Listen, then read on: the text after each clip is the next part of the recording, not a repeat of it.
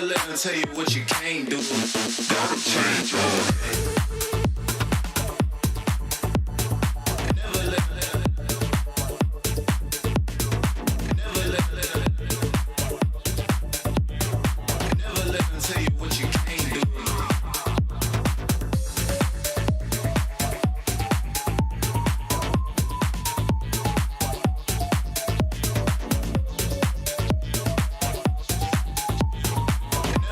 Tell you what you can't do, can't do, can't do.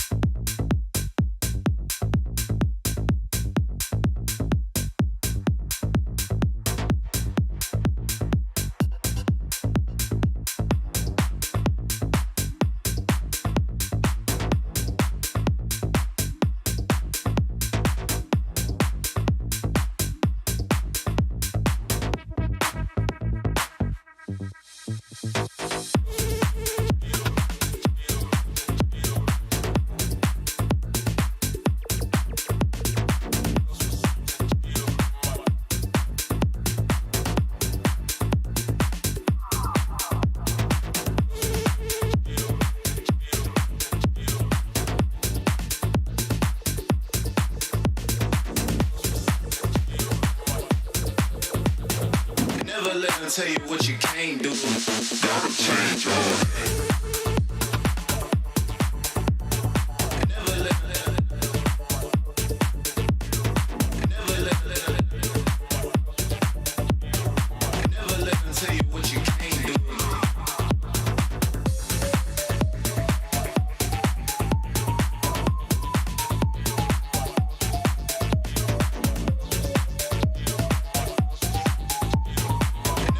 Tell you what you can't do, can't do, can't do.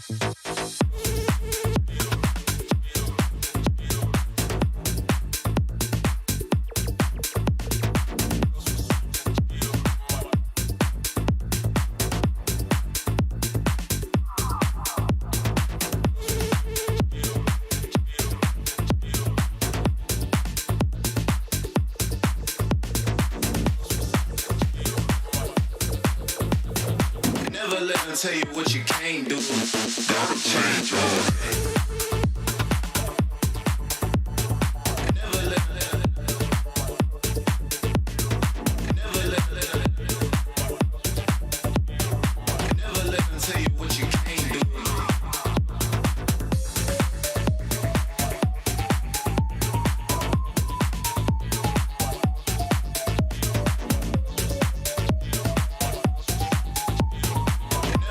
Tell you what you can't do, can't do, can't do.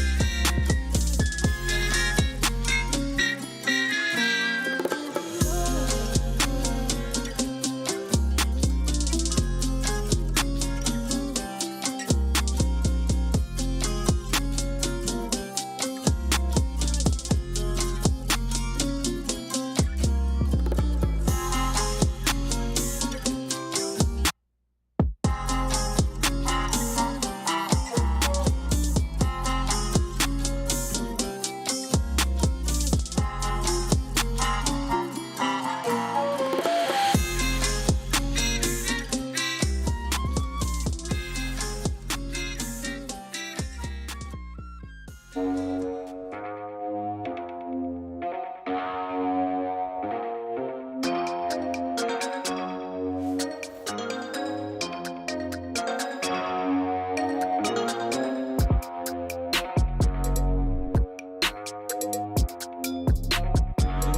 to the side of Tribe Gaming, also giving over the Tyrant, and the T2 already still taking a beating, so not a lot of goodness from Tribe Gaming, and Sony again maybe getting baited.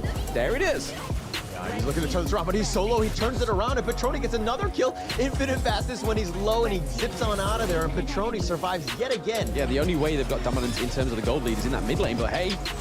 Oh, the Azure Golem, they've already got this one, and the Leguana more starting is down, and looks like Charm is on the run. Iraqi Zoro is going to be killed as well, and Sony just cleaning house at this point. They've got Mali. They're going to go in. Bilal, very aggressive, under the tower, but doesn't care.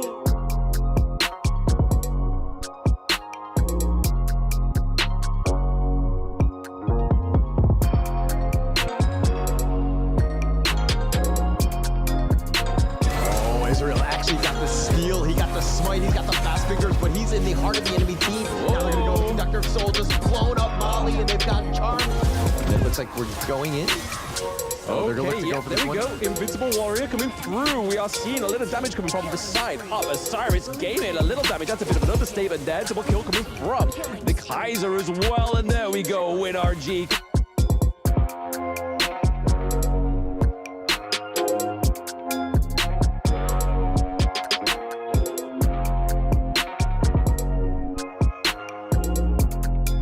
Yep, the Death and Sunset does come through. Celestial Melody is still up, so we could see another Death and Sunset if we really need to. The Winter is coming is here as well as the Destructive Dislodge. We do get the Tempest Dragon as well. So speaking of dragons, it's Long that's getting it. The Sage's Sanctuary really paid dividends here for the side of Influence Rage. Currently a 3-2 trade so far, and they have the Tempest Dragon. Kind of affects the farming of your enemy team, right? You've got to kind of keep that pressure on, making sure they aren't given the freedom to roam. Okay, Eren gets the kill onto Shang Yu as well. Is that going to be enough? Oh, Hino gets the kill onto Petroni as well. Double kill going over to the side of ISG. This could be what that he secures this Tyrant here, right? You got to try, right? It looks like they're trying to reset it, trying to bait the fight. So they was able to get it right to the corner of the map there. But Invincible Warrior coming through. Is it going to be enough? Petroni does go down, so Must is able to take out a lot of the damage on the side of Influence Rage. There we go. Sony going down once more. And then we're getting a kill onto the Dolia.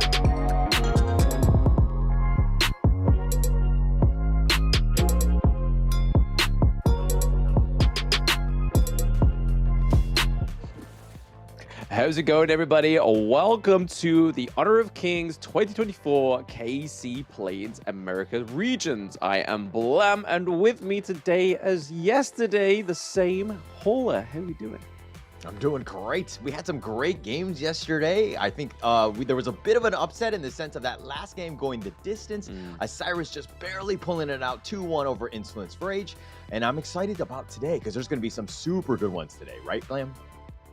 Yes, there's plenty to play for. I mean, for more teams, yes, but then other teams, it's going to take a miracle Hail Mary to come through and try and take that top spot today, right? Don't want to name any names, but there are the play-in standings already. But the ones you've got to really look out for here is ISG and Influence Rage. They do have that rematch that was the phenomenal closer of yesterday, midway through the day. So it's going to be really interesting to see if they're able to take a 2-0 for ISG. If not, we could be seeing a rematch match after the third match of the day. Yeah, and I mean, you talk about the fact that Tribe Gaming really need a miracle, but if anything, I think they can put some respect on their name of just potentially spoiler here today. And here's going to be the 3 matches. You talked about the first one, of course, with Tribe Gaming going up against Influence Rage. The second matchup is Osiris going up against Influence Rage. That is going to be the match to watch. And of course, the final one, Osiris going up against Tribe Gaming to just kind of finish off the day. But again, we're getting ahead of ourselves because we have the first matchup, which is of course going to be the key one because Tribe Gaming are able to step up after yesterday's somewhat lackluster performance. Yeah, they need to do something right there, just to kind of maybe even just for themselves get something on the board. It's at this point, Tribe Gaming are looking just to try and solidify at least one win. So we have MST, we have Marley in the jungle, starting in the mid lane, Iraqi Zoro in the farm, and then Charm in the support role. So again, these boys just really needing to get a win on the board, because if you look back at Tribe Gaming's history, they've at least managed not to finish last. Whereas this time around, this could be the first time where this team may not finish second from last, but actually last. Yeah, and I mean, they're kind of looking in that way. I mean, just to nitpick a little bit after yesterday, I think the whole the farm lane with Iraqi Zoro and Charm, they didn't really have the greatest of synergy. They didn't really give a lot of farm to Iraqi Zoro, so he was kind of playing from behind. He really struggled in that role. Going into this one, I expect Charm to be a little bit more aggressive. You got to create a little bit more space for Iraqi Zoro to farm going in. But of course, this is going to be Influence Rage. The opponent here, this is the Brazilian squad, the America's Open Series champ. It's going to be Sunny, Raikou, Cozy, Petroni, and Villau. And this is a team that's, I would say, angry. Wouldn't you agree, Blam?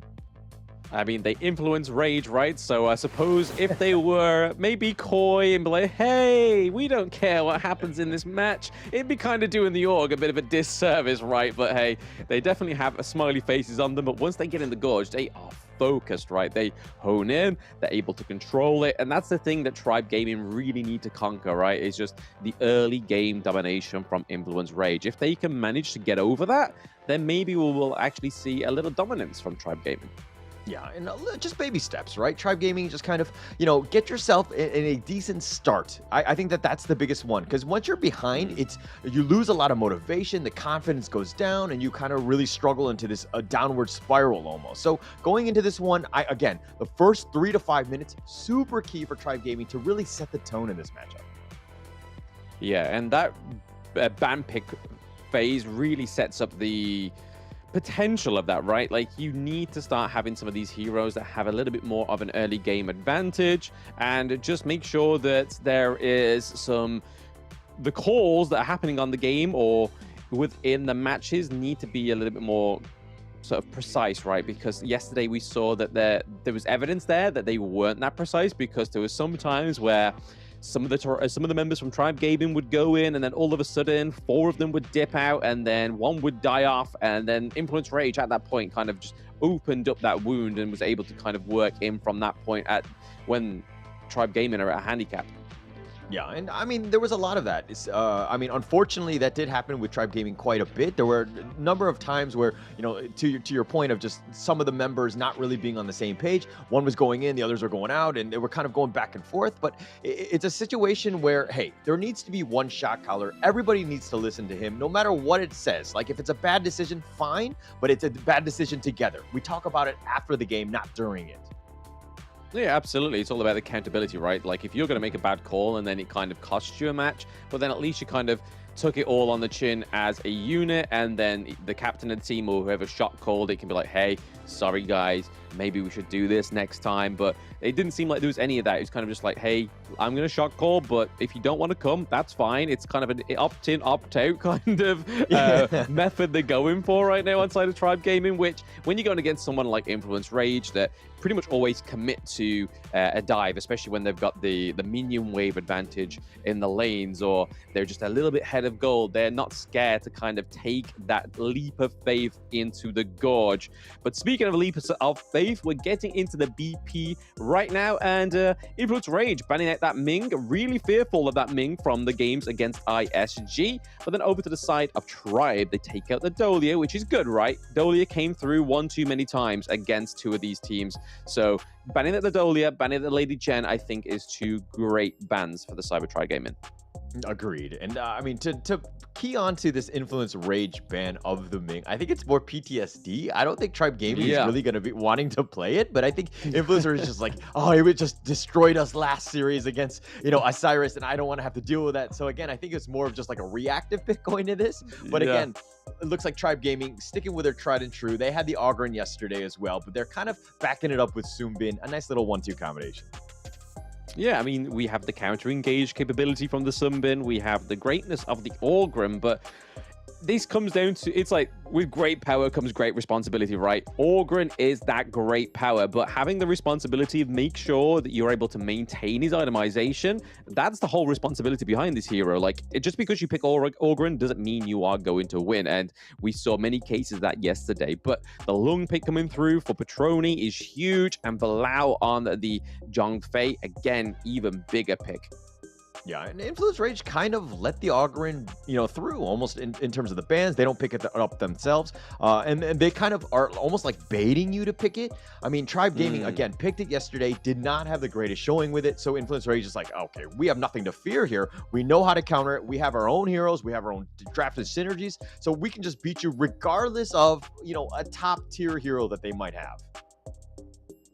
Yes, absolutely. But there we go. We're into the second ban phase as well. So Ganon Mo, weirdly enough, getting taken off the cards there. So Starting's hero pool dwindling a bit. But for Starting, I think his best performance was on the Angela yesterday, right? That anti-tank mage in the mid lane. The positioning from Starting was really good yesterday. That's why we could kind of see them getting a foot in the door when it was against ISG, was they were able to get many team fights going their way. They were able to actually get a few turrets in that same game where the Angela actually came through as well. So I think it's all about just getting those right picks for these players. And maybe it's just something from what they're still trying to work out, right? Some of these teams have a great identity. If we take Influence Rage, for example, we know that Raikou loves the Hue one. He loves the Kaiser as well in the jungle role. And then if you look at Petroni, he loves the Lung. He loves Lady Sun. There's a lot there, right? And I think Tribe Gaming are just having that issue of identity right now, which only comes with time, right? Yeah, for sure. And I mean, at this point, play your comfort heroes, right? There's no reason not to at this point. I mean, if they ban it, then you look to maybe just to find your alternate pick or whatever. But Tribe Gaming here is going to go with their Princess Frost, giving Starting that chance to kind of deal with that mid lane. Again, the Lady Jeanne was already banned by themselves, so Princess Frost is like the whole combination with the Winter is here, hopefully setting it up when Augurin goes in with his Conductor of Souls. So you have that potential to kind of just slam it in, right? And just create this zone that nobody really wants to fight in.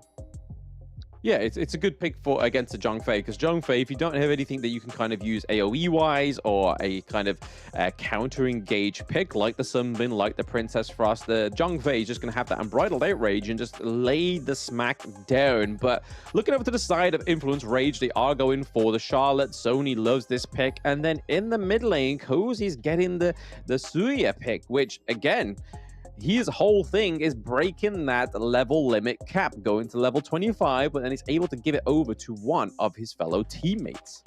Yeah, it's gonna pass it along, and of course, this is one of the newer heroes that's on the in the Gorge at this point.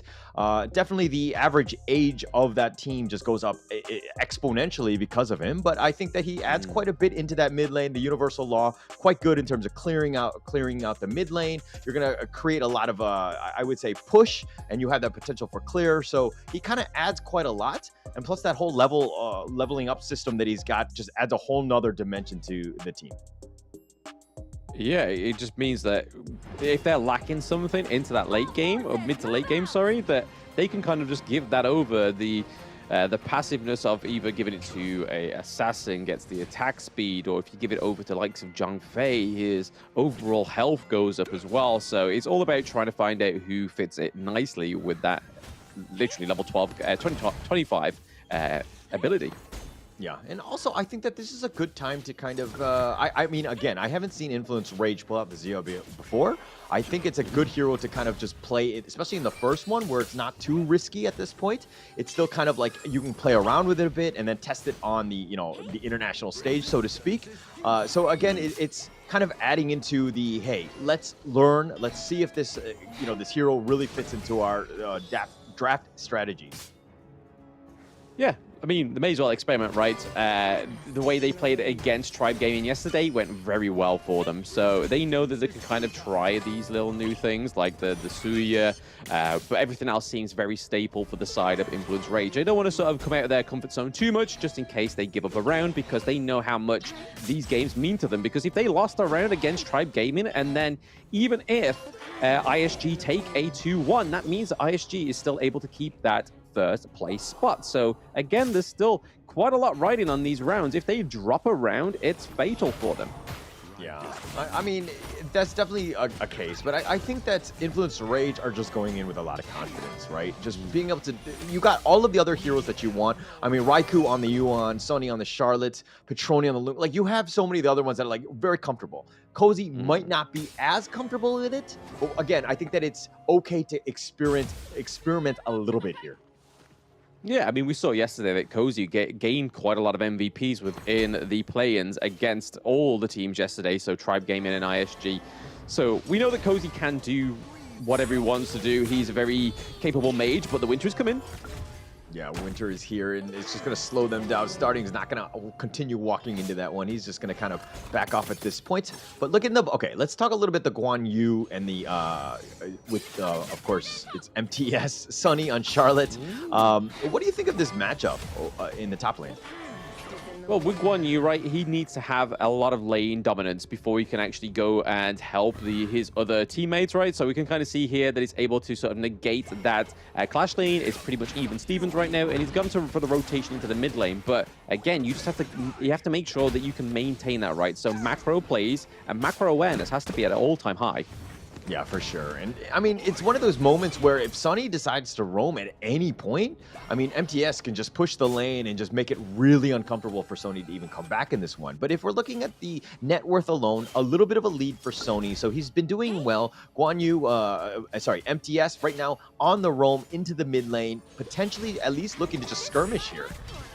Raikou okay, yeah, so that was a nice little push in for to Raikou. I mean, this is the kind of thing I was going to comment on just before this whole thing happened, is that we could probably see MTS try and push them into the winter is coming, but that relies on a lot of synergy, right? Yeah, it's going to take up a lot. But I mean, the zone, that potential winter is here, could do a lot of damage. But Soul Resonance doing quite a lot on his own. Molly going in for the Conductor of Souls. They do have the Leaping Savior with a little bit of shield at this point. And now Molly kind of gotten gone on. He needs to be a little bit careful. Sony's cutting off the avenue of retreat. And it looks like he's going to go on the other side. They have Ride the Wind, Petroni chasing after him. But again, it looks like Tribe Gaming is going to get away. And with the Unbridled Outburst being committed and ending, I think that's going to be the end of this one. Yeah, interesting play there from Marley, but it looks like it's not quite over yet. Tribe still giving a few pokes here and there. The neutral objective is now up as well. Let's see what they can do. Yeah, Universal Law had already been committed. Something to take note of, as this Tyrant is about half-life, probably will go back into his home. But a little bit above that, they do need to be a bit careful. It looks like Molly getting a little bit low, can't really fight. Raikou going in for this one. He's going to go for the Unending Sorrow, but the Razor Cavalry is going to just push them back, and it looks like Raikou's going to be down for the count. He's going to give up first blood, and it looks like Bilal is going to be killed as well, and Molly turns it around, and he gets a double. Okay, MTS Senpai, we have noticed you. That was a beautiful double kill, right? Going over to the side of Tribe Gaming. They're able to get that neutral objective as well. This is a nice start for them. The Guan Yu, a bit of a shadow pick here, as we could say, because we weren't kind of overthinking it. Like, it was like, right, okay, so didn't see anything promising from Tribe Gaming yesterday, so the Guan Yu pick generally comes through on these stronger teams. But, hey, they're now trying to show that they can play the Guan Yu as well. And it was a really nice way that the back line engaged there, pushing them into the team fight. Just basically made a whole lot easier for Marley to actually get that AoE damage, right? Yeah, you got to be careful as to where MTS is in the fight. If he's not in, and then all of a sudden he gets into the backside, it's the whole thing like, you know, Gandalf in Lord of the Rings, when he comes on behind you, he's got an army, and he's got that Razor Cavalry, same idea. He's going to push you into a bad flank, and he's just going to take over. But Molly, very low. Somehow, he just went back in. He was going to be aggressive, and he was going to play the Ogryn the way Ogryn should be, which is, of course, in your face. Got that double kill, and that was a really good fight for Tribe Gaming. Hey, the Tribe was calling, and he answered the call. Petroni's already been down. Iraqi Zoro is getting solo. He does get picked off, so they got something. And oh my, that Universal Law almost takes out Charm, but here's the Unending Sorrow, but it's a 2-for-1. Yeah, this is a nice play here from Tribe Gaming, bringing all of that kind of rage and maybe disappointment from day one, and really putting it into play here. There's double kills going across the board. Iraqi Zoro doing pretty well on the early. How's he doing in terms of that resources? He's ahead of Petroni, which is really good. Obviously, 2 kills ahead. You expect that. He has the Doomsday, but you can kind of see here, Petroni is just building that armor, right? Just try for the likes of the Ogryn. Yeah, I like the fact that Tribe Gaming right now is, getting the net worth. They're starting to win some small skirmishes. I mean, they've got 4-1. The net worth lead isn't the largest, so they need to kind of turn this into some sort of objective-based, pushes. They haven't been able to do that, so it's still kind of neck and neck. I mean, Influence Rage are still finding, farm across the map, and so they're kind of being pushed back in that sense. They're still in this game. It is, again, just a coin flip at this point. It is, but they're still suffering with that same dramatic effect of yesterday. No turrets. Yes, Influence Rage has no turret yet themselves, but you can kind of see that they are still them same selves, being able to damage that T1 into the clash lane, whereas the side of Tribe Gaming, they're taking the brawls, they're taking the kills, but not really doing anything with it. Yeah, it's all about those objectives. I mean, taking those towers, looking throughout, all of them are almost full right now. The mid T1, a little bit of chip damage, but, again, they need to really convert it into some structural damage. I don't think they've, dare I say they don't have a single tower in this entire tournament across 2 days? They got some on their second game of the day against ISG. Okay. I think it was maybe 1 or 2. So they know how to do it. We've seen them display it, but they've just got to make sure they take these advantages that they are getting today in these fights. Yeah, and they need to get the kills. It's one thing to get them early, but it's also another thing to push it along. Influence Rage, 4 members pushing that mid lane, and then they're making a beeline for the top. No, it looks like MTS is going to get out of there, but Sony takes the top T1. Yep, there we go. They do trade T1s in the side lane. They are literally listening to Coach Blam and Hauler right now. They're like, hey, we're tuned in. We're listening over to YouTube cast right now. Thanks for the heads up. Iraqi Zoro continue to push. He was putting a little bit of pressure on that bottom T2, but Influence Rage are going to make an appearance there. Petroni, again, level 10. Iraqi Zoro, level 10 as well. So it's all about just the farm and the space that's been created. Mali right now still continuing to farm in that mid lane, just kind of parrying them. And it looks like Sony wants to go for this one. He actually gets the splash bound. He goes aggressive, and it looks like the Universal Law zoning. Mali's going in for the Conductor of Souls. Maybe it's one, but he's going to get knocked up, and he's going to get stampeded, and Mali's going to be killed. Here's the Razor Cavalry. It's a little on the late side, but they did get Sony in return, so that's going to be a huge win for them. It's a 1-for-1 trade thus far, and starting barely survives. Jeez, literally getting out by the hair of the hair of his skin, right? It's just really, really close shaven there for starting, and is able to escape. I think only for the fact that MTS was able to rotate down there. Yeah, MTS, nice rotation, but a little on the slow side. I know that Mali was kind of itching to fight, and that's kind of why he was up front, but you got to be a little bit more patient. Make sure that MTS is there to kind of help set up all the CC that you might need, and then you could start blowing people up. But Mali expended the Conductor of Souls a little on the early side, didn't really get too much value out of it, and Mali actually paid the price. Yes, unfortunately for the side of Tribe Gaming, but then we're looking at that gold differential going into the favor of Influence Rage ever so slightly. Only 1k difference, but it's still a difference that could make the resourcefulness of Influence Rage just become even more brutal, as we can kind of see the Eternity Blade being built, the Master Sword as well onto the lung. So Petroni not actually having any kills yet. He's just basically waiting for the moment he has all that itemization and just lays the smackdown onto the squishy heroes of Tribe Gaming. Yeah, Petroni can play a quieter game. He is the farm laner. He's going to get farm, and then once he does, he can just kind of blow people up. I think that that's eventually going to happen. Oh, the Unbridled Outburst, he's going to go in. The nice Stampede goes right in, and Petroni gets the Flaming Palm and actually picks off starting. That's going to be a huge win for them. Infinite Vastness, it looks like they want to go for this. He's going to go back, that is, and it looks like Tribe Gaming getting zoned away. The Tyrant, next big objective. Sony's kind of sticking around it, and it looks like Tribe Gaming are going to run away as starting is down for another 15. Yeah, but Petroni heard us, right? Just like when we said, hey, get those towers, right? Get those turrets. He was like, hey, I need to get those kills for Coach. I need to get those kills for Coach. And he got them, and that's what you wanted. That's what you want to see the Lung start to do at this point. It's 10 minutes in. This is going to be an easy Tyrant going their way. Mali's not even in position to start the Overlord, so it looks like they're going to skirmish again in the mid lane here. This is the problem, right, with Influence Rage. If you don't punish them in the early game, they will punish you in this mid to late game. And they're really showing that they are literally putting the pressure on to the side of Tribe Gaming. Tribe Gaming are now behind just about 3k gold difference, right? MTS in this phase check. It's not going to get phase checked by Cozy. He was waiting for Mali to go through there. Maybe he didn't know that MTS was waiting, looming in the shadows. Yeah, just going to continue to push. And he's done a good job of just standing in the back, letting Universal Law do most of the talking for him. Just pushing people away, doing a lot of chip damage, starting getting gone on, and he gets blown up. Valau will take that one happily with his Unbridled Outburst. Inferali form just eats him up. And here's another Universal Law pushing Charm back, but that mid T1 does go down. And Influence Rage starting to exude a little bit of map control here as they push to the top. Starting to put pressure on starting. That's 2 engages, right, where starting has been the first target. But speaking of targets, Mali might be the next. Oh, Mali, Conductor of Souls, the Razor Dragon on the Razor Cavalry on the backside. Gonna hit one. MTS continuing to fight. Mali solo. They did find Patroni and Cozy, and they've turned this around, but they did lose MTS and Mali in return. Again, Charm still just trying to chip them out, and I think that's gonna be the end of it with a 2-for-2.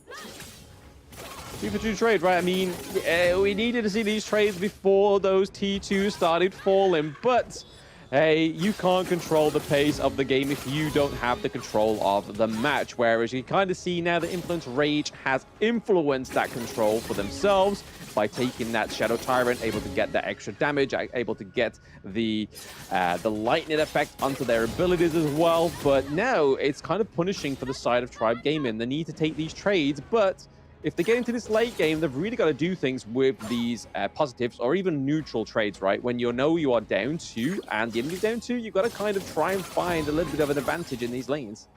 Yeah, I'm trying to find any sort of advantage. I mean, if you're looking at what, let's talk a little bit about the junglers. Raikou versus Mali. Mali right now, level 14. Got a little bit out of position on that one. Super aggressive. He got picked off. But Raikou now, level 17 with the help of Cozy. This is going to change things up a little bit, make things a little bit more uncomfortable for Tribe Gaming. As again, that net worth lead is starting to grow. It's about 4K at this point. Yeah, you can see MTS trying to go for the macro plays there. He's pushing their minions into the T2, but now he's looking to join that fight again. Raikou looking pretty low. Oh, the Unbridled Outburst, that's going to be committed already. MTS now on the run. He tries to get on out of there, but it looks like that's going to be the end of it. They're not going to expend too much on this one, and Tribe Gaming don't really want to fight with these ultimates still on and about to expire. Yeah, I think they're going to try and rebait this fight into the Overlord, because you can kind of see Charms in the pretty much just behind the Overlord there. Mali as well with the path of passing, but okay. Yeah, here we go. It looks like they're going to continue on. Mali getting a little bit on the low side. The Death's Precipice. The Overlord is the big one, but Cozy gets the snipe out. He does end up getting this. Raikou is low on his side as well, but Sony going in, gets the blow up, and he kills Iraqi Zoe. And it looks like MTS is killed as well. Mali trying to fight in. He wants to go for Valau. He's continuing on, but the Leaping Savior, just too much. And the Conductor of Souls on top of him, continuing to go on the Unending Sorrow, trying to turn it around onto Mali, who has the path of passing back to safety. He's running back, trying to stay alive. Valau in front, Forbidden Domain pushes him away, but that's going to be the end of it. They've gotten 2. Yeah, really nice setup there for Influence Rage. We can kind of see that Patroni was able to take out MTS and then push this mid-wave right up into the higher ground turret as well as the Clash lane, so they could be losing a lot on the side of Tribe Gaming right now. Yeah, they've lost the mid T3. It looks like the Vanguards are going to be pushing in the top lane, the Shadow Vanguard as well. The bottom T2 is still there. That might slow things down a bit, but Tribe Gaming, again, down about 6K right now, getting pushed from all ends. They're just going to have to be all hands on deck in terms of this defense here. Yeah, they just need to have a really good defensive last line, as obviously the Crystal is the last thing available for them. They do keep the higher ground turret into the Clash lane, but it means that they're pushed so far back, the Influence Rage is able to just have their way with the rest of the Gorge. Like you can see here, Sony starting that Shadow Tyrant for themselves to just get a little bit more damage as they come into the 16-minute mark. But right now, 7K above in gold, and everything else is just following that suit for the Influence Rage. If you're just looking at the kill score, you're kind of thinking, oh my gosh, this 6K, 7K net worth lead is just like almost, it's huge at this point. And if you're looking at the towers, it's barren on the side of Tribe Gaming, right? So it's, again, you get the kills, which is great, but you got to get objectives. You got to convert them into something. And it seems like Tribe Gaming are really lacking in that department because, again, now with no towers, no real space, now you're playing on the defensive, you're bunkering down with this T3 bottom. Yeah, it's not a single objective game, right? The only way you win Honor of Kings is if you are able to dominate the map. The kills are just a second objective, but hey, they're looking to get some more for the side of Influence Rage here and get some more turrets. Yeah, it looks like they've taken the bottom T3. Tribe Gaming does not want to actually go into this one, realizing that they're definitely far behind in terms of the net worth. They're not doing damage. Oh my gosh, Araki Zoro gets picked off just a little too far ahead. Tried to lift step away, but just, I mean, he's too squishy. He wasn't able to do so. Gets completely blown out by Influence Rage, and they'll happily take that one. More importantly, it was an insta-kill, right? You saw him, you blinked, he was gone. That's the problem with Influence Rage when they have that 8k gold lead. They have the minions pushing the crystal. Yeah, they're looking to push at this one. Oh, it looks like the MTS is going from the backside. He's trying to go in, and they do end up getting the kill. They get Sunny on that one, but the flashback, Araki Zoro's down as well as Molly and MTS, and that looks like it's going to be the base, and game one goes the way of Influence Rage. Yeah, a little bit more of a cordial first part of the game for Influence Raid, right? Rage, sorry, not Raid. I mean, that part of the last part of the game was a bit of a raid onto the crystal, but now that we see them in this one, they're able to just completely dominate that mid to late game, right? Like, they really struggled trying to gain some dominance, but this is what we were saying. Coach Blam and Hauler were saying, hey, you need those turrets earlier on, and Tribe Gaming got the few into the farm lane, but everything else on the side of Influence Rage was just untouched. Yeah, and it's funny because we're just like, hey, the first 3 to 5 minutes, they just need to have a better early game. But then we probably should have explained a little bit more. It's just not about the laning phase in terms of the kills, but again, it's turning it into towers and forcing it out, right? So a little bit more, maybe more resources in terms of manpower. When you do get the gank, then you can potentially push, but you got to get a little bit more space. Right now, they got the kills, and they just went back to the 50-50 on their side of the river, and that's not a winning strategy, I would say. Hey, I mean, in order to breathe, you need breathing room, right? And that's just the one thing that Tribe Gaming have not quite yet conquered or figured out when it comes to these team fights. They're just kind of just getting those kills up. You can kind of see kills separate across the board here. Marley with 4, Araki Zoro with 2, and then we have MTS with 1 and Charm with 1. So again, it's nice to see that Araki Zoro's finally getting some of those kills on the board, because yesterday was not his day in terms of resources, right? I don't think he ever got over that 10k mark, but today, first game in, he's kind of seen a different side to him, so he's definitely heads in the game today. Yeah, and let's point out a little bit something with Influence Rage here by Cozy getting 133k damage. I mean, most of that was just the Universal Law just doing its thing on autopilot, just kind of like the automatic sprinkler or whatever, and just raining in on the parade of Tribe Gaming, because they were taking a bunch of it, right? They didn't want to walk into it, but it just kind of created these zones that was super difficult to kind of, to get into. And I really like the way Cozy played in that game. I thought he did a good job on the Zia. Yeah, it really helped, right? Especially in terms of the lane priority, the lane wave clear as well. I mean, they had a lot of it on the side of Influence Rage, especially with Yu Huan, with Lung as well. But they just had one of those crucial parts of these team fight mechanics, which is the Zhong Fei, right? So he's able to be super tanky. He has the Unbridled Outburst. We even saw some of those Unbridled Outbursts coming from over the wall, right? Just shouting and stunning from the Azure Golem. Like, just there we go. The stun is just so deadly. And when you catch out a squishy hero like the Princess Frost, it's so easy to then just dominate from that. And then there goes the Winter is coming. There is no more zoning on the side of Tribe Gaming. They've then got to try and take fights 4v5, which in most cases was the actual situations within this game one between Influence Rage and Tribe Gaming, is the fact that there's always 4 on the back foot.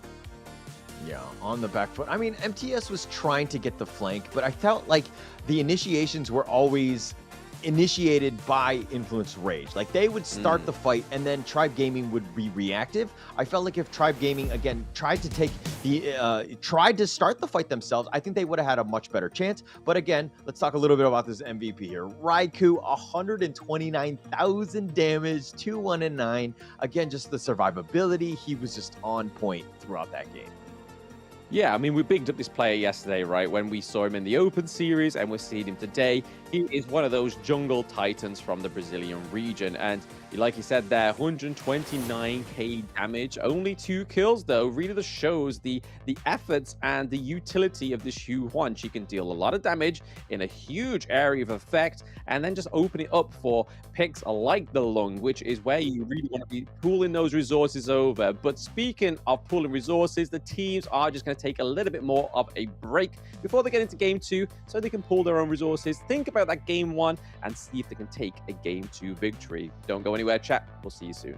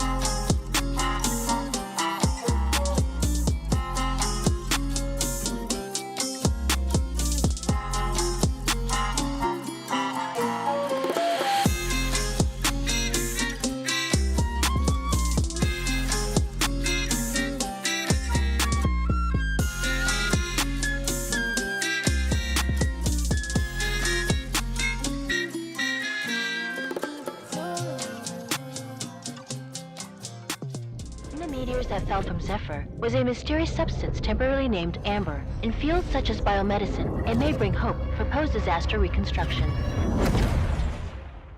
The possibility that they're still alive is practically zero. This is our only chance to save them.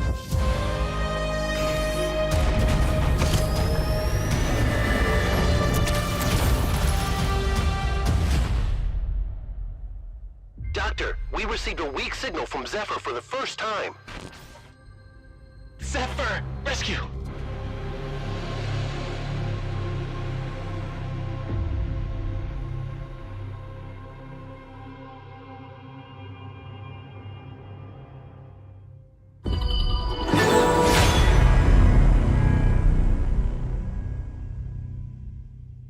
Esports, and they get what they want. Snow caught in the middle of 4 once again, and here comes the Infinite Vastness aggressively, and at this point it is a 1-by-1 they fall.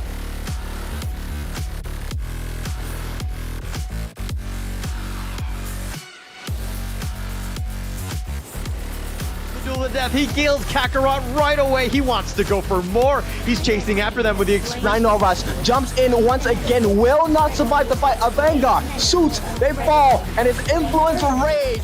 So okay, caught in the middle of 4. 5 is all of Fearless Esports, and they get what they want. Snow caught in the middle. Side of Chaos, and down goes a John Face. So there is the backbone. We could still see a steal here. Who's it going to go over to? He does go over to the side.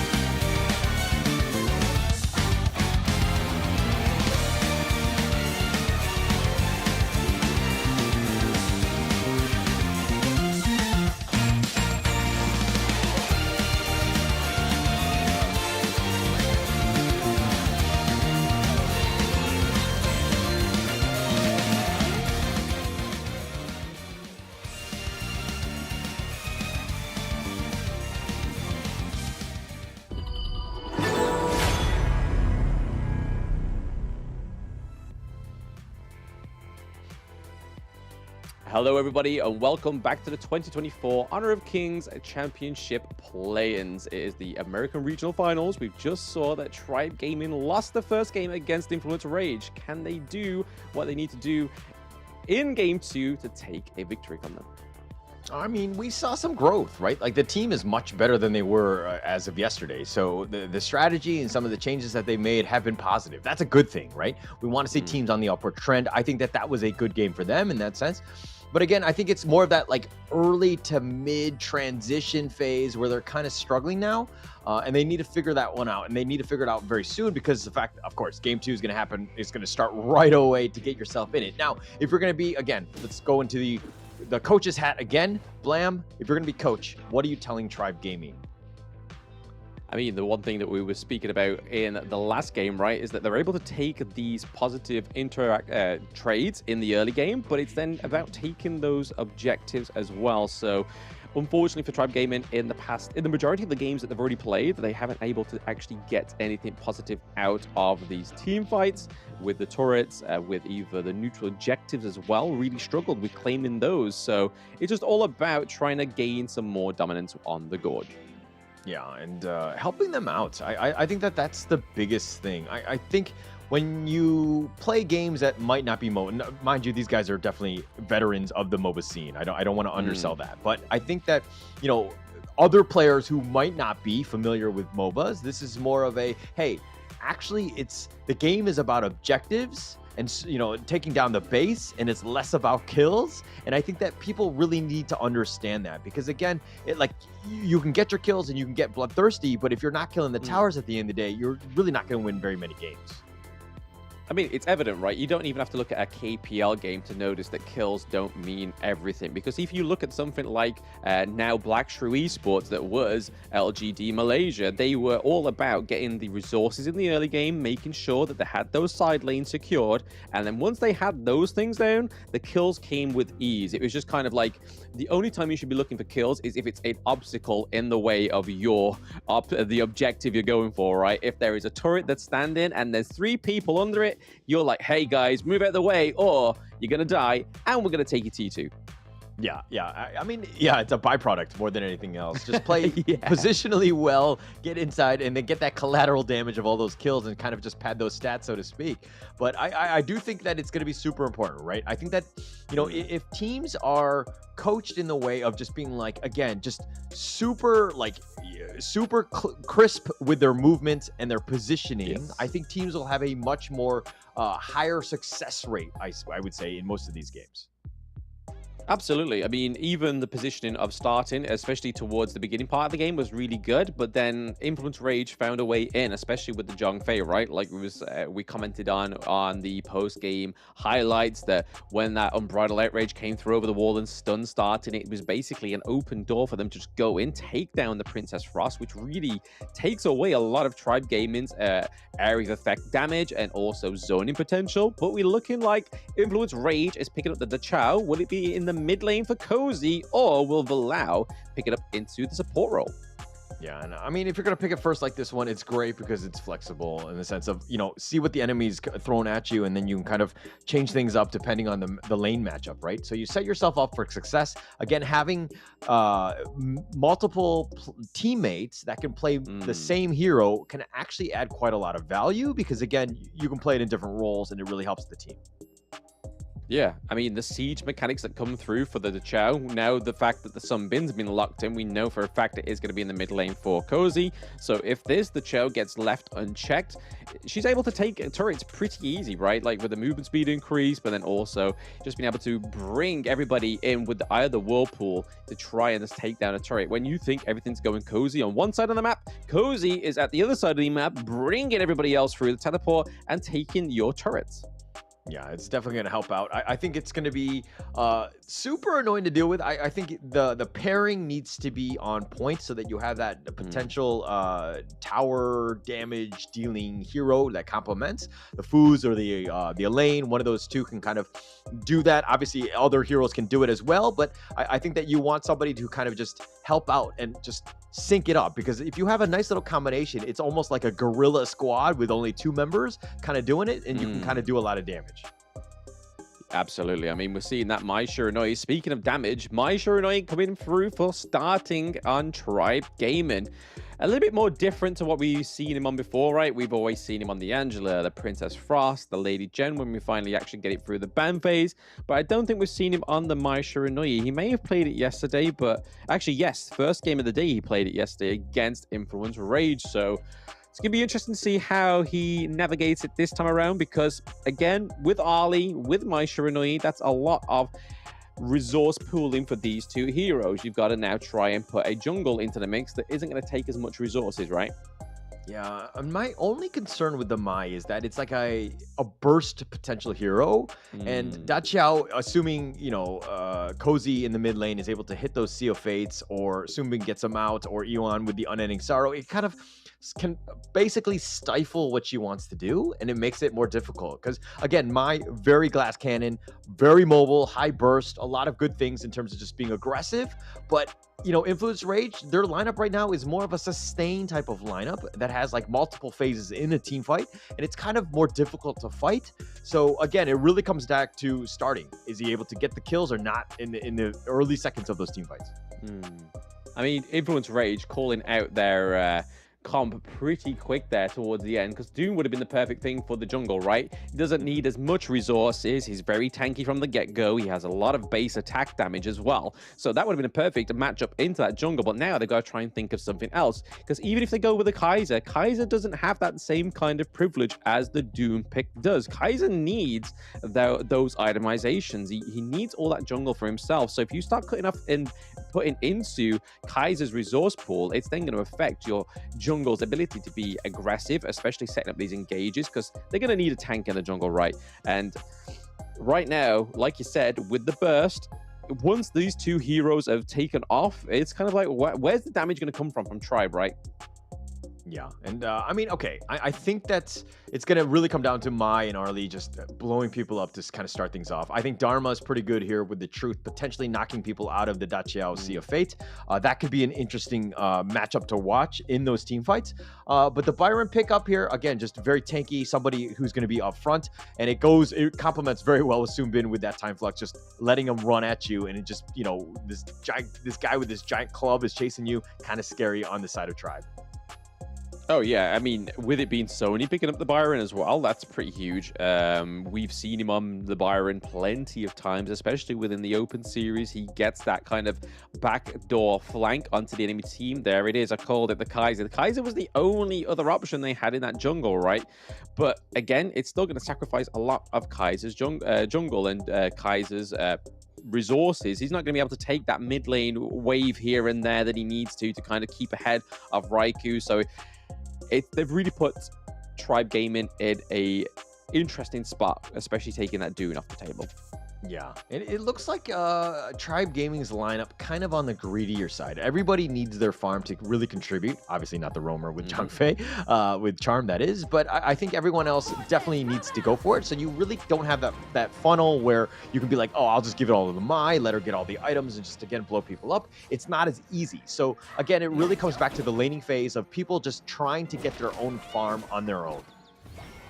Yep, and we see that Tribe Gaming haven't done the little switcheroo that some of these teams do when they go take the Mai Shiranui. They normally take Mai Shiranui down to the farm lane and then allow the jungle, the farm lane, who especially the late game heroes of the farm lane, like the Arlie, to take the mid lane against the Chao, because you're fighting Rage against not so much Rage on the side of Mai Shiranui.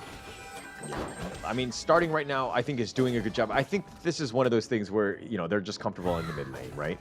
Mai being able to just kind of steal some of those boars, just sticking around. I think that this is a very statement game for him. Back is on the wall right now. You're down already 0-1.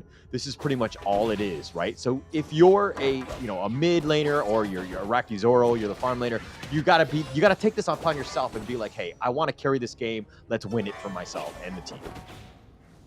Absolutely. We've already seen that Cozy's already helped himself to the enemy jungle, right? He took the boars from the side of Tribe Gaming, which already shows that they put almost 300 gold ahead. So already these little micro plays here that are like, hey, this is always going to affect what happens in the late game. It's already happening for Influence Rage, but in a bit of engage going on. A little bit of a launch up. Shinobi was going to be committed on this one, but the time flux pushing it back. Raikou a little on the low side, just trying to potentially bait them out. He does have the seal, the heal if he wants to go, but in the end, he's just going to just skirmish to the top. I think the Sunbin in this comp is really good, right? Especially countering the likes of the Zhongfei, the Kaiser, or even the Mai Shiranui, because for her to do the burst damage, she has to get in first. And Sunbin kind of negates that, especially with time-lapse. Yeah, it's going to create this giant zone. Nobody wants to fight into that. And starting, again, it's like you want to go in, you set it up, and you launch him up, and then you just kind of blow him up with the rest of the team. But if that area is going to be there, starting probably doesn't want to stick around too long, so he might not get all the kills that he wants. Yeah, I think that's the unfortunate side effect of taking the Sunbeam, right? It's like that's the very important step for Mai Shiranui, is to get in, do the burst, get out. She's not be able to do step 1, which then means that she can't do step 2 as effectively, or even carry away with step 3, which is the get out part, because she's going to be lingering on the kind of teetering on the edge of these team fights. Yeah, speaking of teetering on the edge, starting right now gets a little low, has to just, I mean, he's going to take the healing due, I believe, but he's been completely pushed out. Raikou was doing a ton of damage, and again, okay, look, Mali needs to get his farm, he needs to be that tank, and because Influence Rage are going to want these really long, drawn-out fights, the team fights, and so having Mali being somewhat tanky, you can mitigate some of that advantage, I would say, that Influence Rage has. Yeah, you're already seeing the EXP difference from the Hue-1 and the Kaiser right now, and even the gold, right? That's 2.5 to just under 2.1 for Mali. So already seeing a little bit of a bridge, or currently being sort of a fissure, currently being divided right now, but a big rotation from the bot lane. Are they going to go for it? No, doesn't look like they're going to commit to the attack or the flank there, but okay. Push back the Invisible Warrior. Cozy getting gone on the Unbridled Outburst, but pushing him actually away, but he's going to give up first blood. Starting is going to take that, and he snipes it down with a Kachusin. Yeah, really navigating that time-lapse very well, right? They kind of placed the time-lapse a little bit too early on the side of Influence Rage. Got pushed away, and if anything, I think Charm did a great job of pushing it even further back, but now Raikou has to use the Unending Sorrow in defense. He's going to use the Time Flux to kind of dance around further. MPS is going to join the mid lane as well, but Influence Rage continuing, even with down a player, but now they're back to full strength here. Back to full strength, and maybe a fight at the neutral objective. Influence Rage already started doing a lot of damage. Can they get the crucial kill back? Yeah, Sony's going to be here, and it looks like he does. Raikou gets the steal. He has the smite. He has it on point, but he's going to die for his sins. Ooh. But Mali gets killed in return. That's 2 of those thus far. MTS is down as well, but they want to continue to go on, and it looks like they're going to focus on Charm. They've got him knocked up with that Koi Tide, and they're just going to get 3 for 1, all at the cost of Riot. 3 for 1 and the neutral objective. I would take that trade any day of the week. Yeah, for sure. That's the best case scenario right there. Even Raikou dying at this point, but he's still tops in terms of net worth. 3.3 tied only with Sony, who's still managed to get good farm. But nice rotation there. Really good team fight by Influence Rage. A very good team. It was almost kind of like a bait, right? You saw it towards the end. They was able to try and kind of drag the Tyrant to the corner, so they knew they were playing on their terms. And the engage looked huge from the side of Tribe Gaming to begin with, but then it was just... This is so much utility within these team fights on the side of Influence Rage. Not only do they have the heals of the Hue-1, they have the counter engage of the Sunbin, and then just the pure destruction of Byron in the Clash lane, just being able to just outflank. Yeah, and I think the only real key mistake is that Cozy might have done a Sea of Fate, potentially stealing Raikou.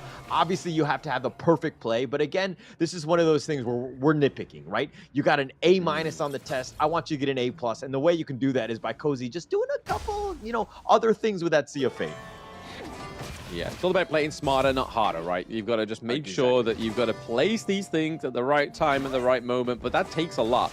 And once more, we're seeing the takedowns of these T1s already going onto the side of Influence Rage. There is no trade in this game for both of those side turrets, because this time in the last game, we saw that Influence Rage and Tribe Gaming was able to trade those T1s across the map, but it looks like Influence Rage taking this T1 into the farm lane as well, already putting some way more pressure that was applied in the first game is kind of just intensifying in this second game.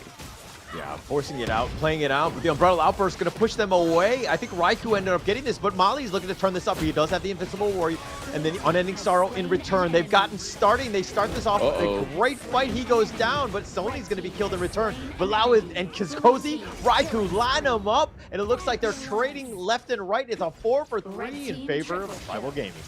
Blue team. I mean, that was good, kill. but they didn't count on Petroni coming through that Eye of the Whirlpool. He was into the thick of it at the beginning part of the match, the team fight, sorry. Then he went away, he got the Eye of the Whirlpool back in, was able to take out Marley, but then was able to push these minions to the T2. I thought that would have been a better trade there. And like you can see right now, the slowdown, there he goes out. He's now going to cash back in any second now into the Eye of the Whirlpool. He's back into the team fights, and then you just see them. Yes, Tribe Gaming takes a few kills here and there, but MTS goes down to Petroni as well as the Kaiser. So really good play, even though Tribe Gaming came out on top of that.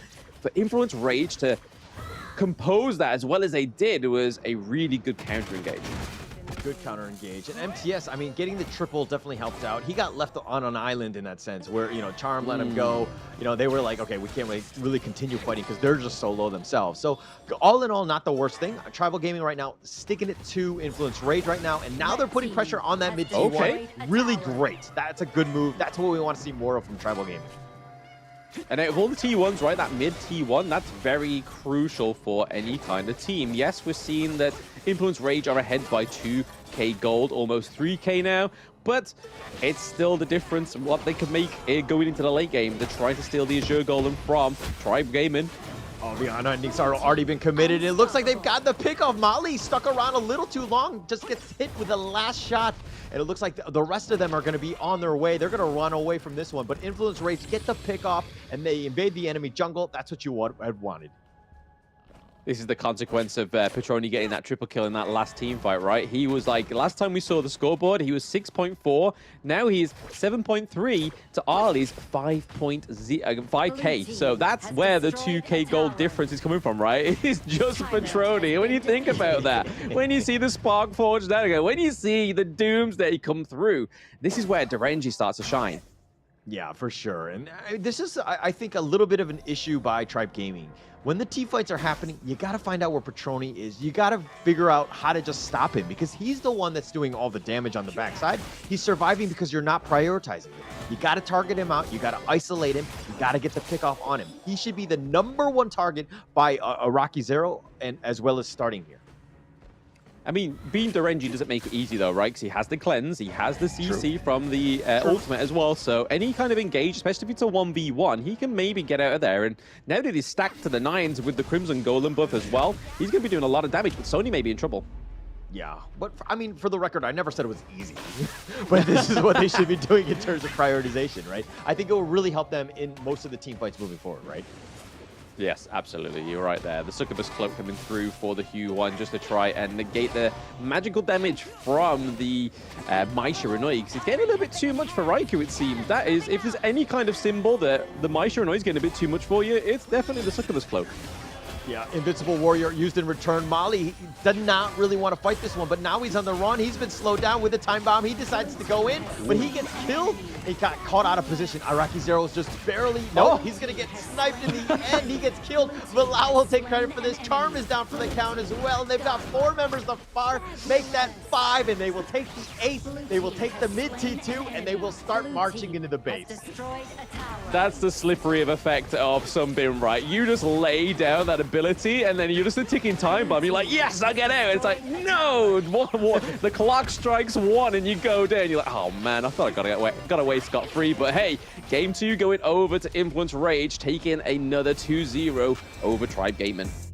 Clean game by Influence Rage right there, right? That team fight obviously was huge, but I mean, it all just kind of set themselves up for that moment, right? They were winning throughout. They definitely had their net worth. They had really good team fights, and it looked like Tribe Gaming really did have some answers to like the Yuan.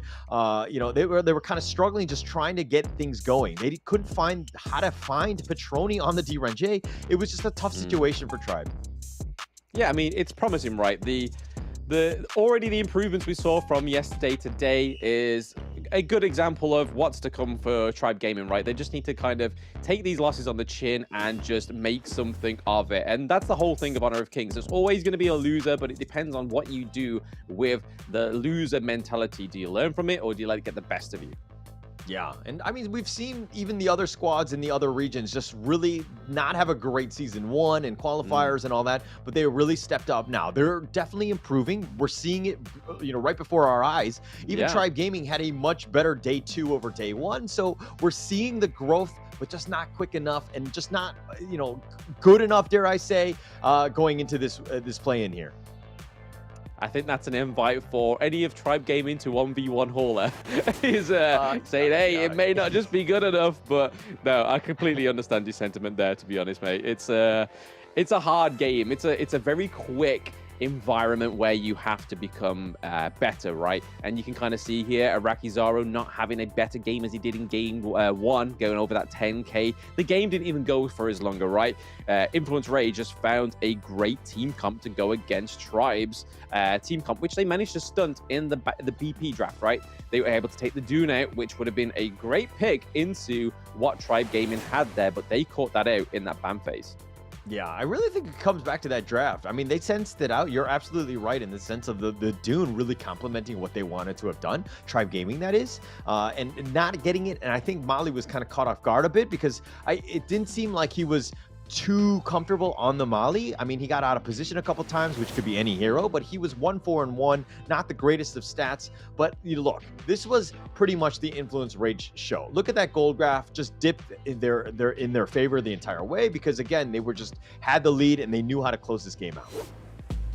And that's the most important thing, right? Is that, yes, you're able to get a lead in the early game, but can you close it out? Which we've seen most of the times with our own eyes is that some of these teams are able to have a great early game, but then trying to close it out and trying to get those positive objective trades for themselves is just pretty much seems like a near impossible task. But as you can see here, some of these team fights went really well for Tribe Gaming, but Cozy being very good on the Dachau gives great utility into these team fights and just lets Petroni shine, right? Like, they don't even have to be in the same lane, and he's able to give that same kind of utility you would if the Dachau was going to be your support pick, but you've then got the Sunbin that gives you the healing, gives you the time lapse, the counter engages that came through time and time again, and then the abilities to just see, as you can see at Rakizoro, 1 second he's able to get out of there, and the next he's gone. Yeah, no real chance. I mean, Petroni here, like every single highlight, all of these team fights, the biggest thing that you could see, he was on the edge of every single fight, right? Just the maximum rage, and that's exactly what you want to do on the D-Renjay. And there's a reason why he's 606. Yes, the damage didn't seem very high, but it's because the game didn't last very long for him to do even more damage. But I mean, with only 17,000 damage taken, he had some amazing positioning in that fight. In that game. Oh, probably some of the best positioning I've seen for a while. I'm one of the farm lane players, but again, well deserved to Petroni getting the MVP of that one after that triple kill from the Chose either Whirlpool. That seemed to me that he solidified that MVP, right? He's just really good in terms of just claiming those late game close downs for his team and really making it shine for himself. Yeah, made it easy for him. Just, I mean, the rest of the team kind of set him up, did all the damage. I mean, you had what? Raikou up in front with all those unending sorrow, just baiting out most of the ults and all the damage. And then he would just go back and heal himself up. And then, then Petroni would just come in and just clear everybody out. But, again, Tribe Gaming, they ended up losing 0-2. We're going to see them coming up in that third matchup of today. But we're getting ahead of ourselves. We're going to take a little bit of a break, but up after that is going to be Influence Rage and Isurus. That will be coming up. My name is Holler, and with me is Blam, and we will be right back.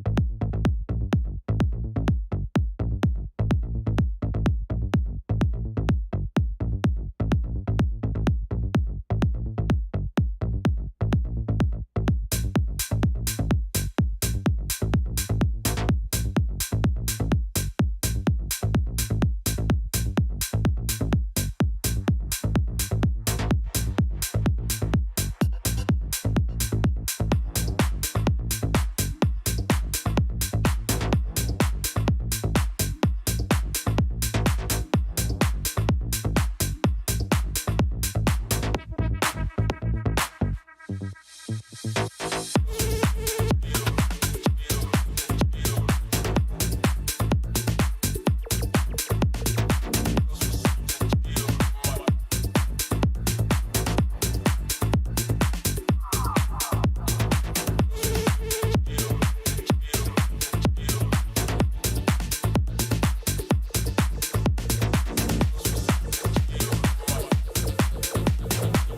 let them tell you what you can't do. Gotta change your head.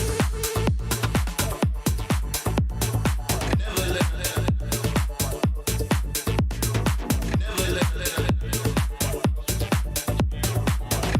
them tell you what you can't do.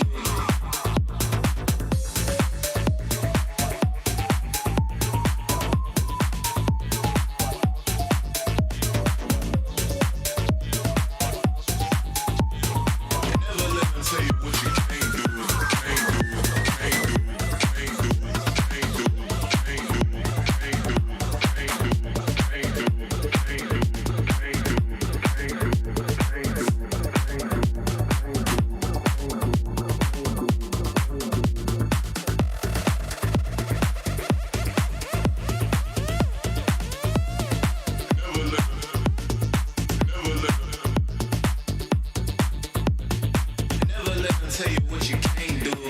Gotta change your head.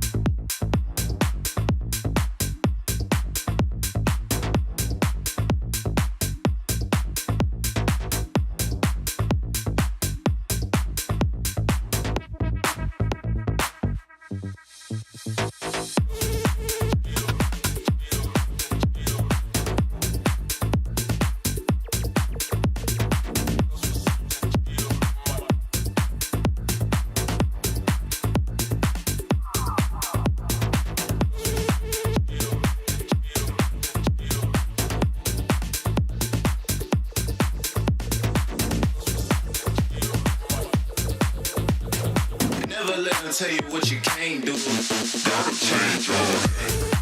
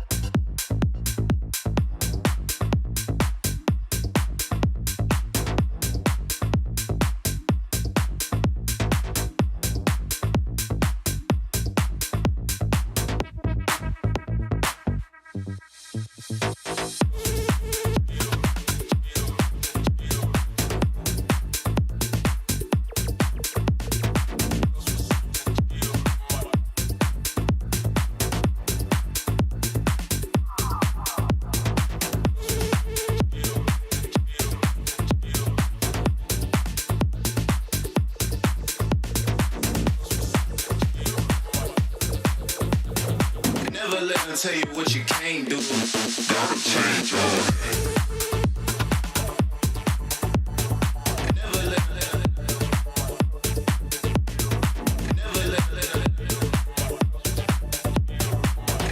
them tell you what you can't do.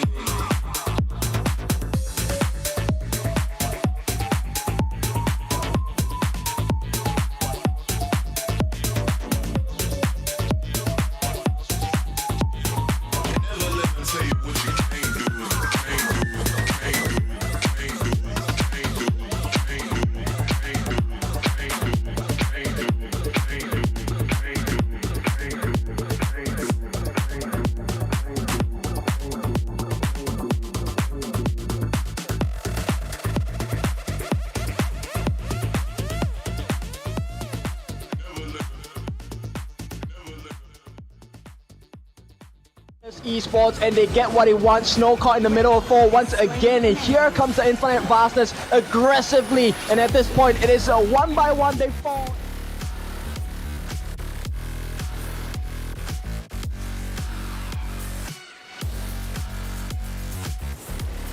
The duel of death, he kills Kakarot right away. He wants to go for more. He's chasing after them with the 9 Novas jumps in once again, will not survive the fight. A Vanguard, Suits, they fall, and it's Influence Rage. So okay, caught in the middle of 4. 5 is all of Fearless Esports, and they get what they want. Snow caught in the middle. Side of Chaos, and down goes a Zhongfei, so there is the backbone. We could still see a steal here. Who's it going to go over to? It does go over to the side.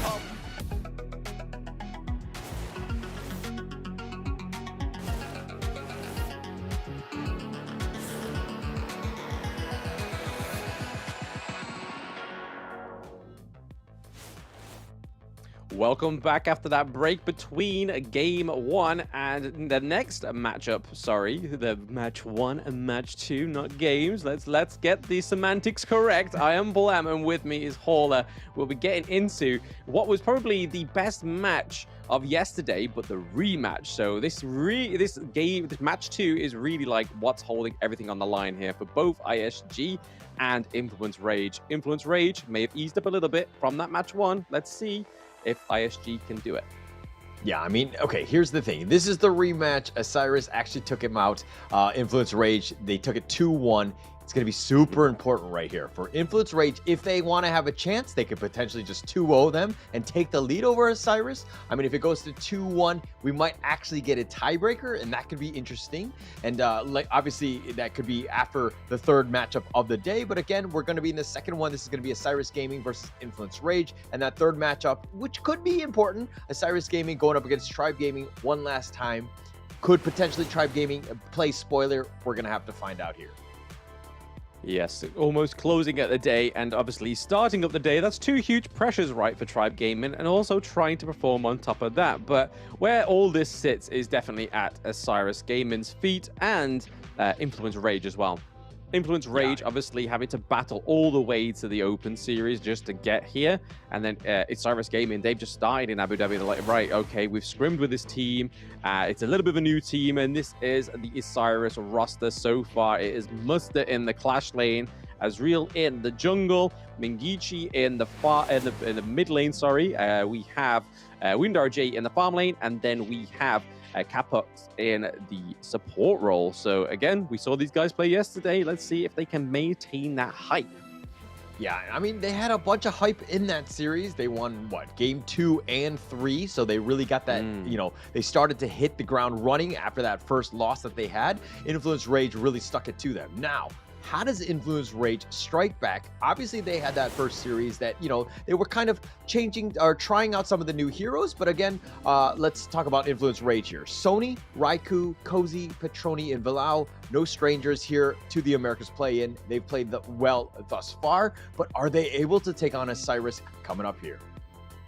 Yeah, because this is potentially their last match, right? If they aren't able to take at least a round from Isurus Gaming, then it's a little bit of trouble, because then they will be going straight out. It's pretty much locked in for Isurus Gaming, unless a Hail Mary play for the side of Tribe Gaming comes through and takes a round off of Isurus Gaming. Then we would be at another rematch. So a lot riding on this next match of the day. So you can already see that the atmosphere within the studio is already a lot different from yesterday, right? Yeah, for sure. I mean, the nerves have got to be there. You're just kind of, you know what I mean? You're hoping for a really hotly contested game that's kind of competitive, right? You don't want to have, you know, one of the teams smashing the other one. You want this as interesting as possible. I'm pretty sure these two are going to be up for that task. I expect nothing but the best for this series to go to a game 3. But again, I think Isurus here, they control their destiny. Do they want this series? Do they want to play into the the Honor of Kings Championship? We're going to have to find out in this series. Gonna have to find out in this series, but it looks like ISG are going for the draft that Influence Rage really sought for yesterday, which is the Dolia, the Elaine, so double Death on Sunset. The Celestial Melody is now over to the side of ISG, whereas yesterday, Influence Rage took back quite a few times against ISG. Yeah, and they did. I mean, it kind of helped out. The Dahlia was on point. Again, the Celestial Melody is just so good, but it kind of just racks it up. Again, they had the Princess Frost. The double Winter is here. That could be a huge area of damage. But Influence Rage right now, it seems like they're going to be more on the aggressive side, in the sense that you do have that Dune, or to kind of keep everybody alive, and that you have that meat shield, and kind of supported by that Zhang Fei. It could be like a nice little combination there.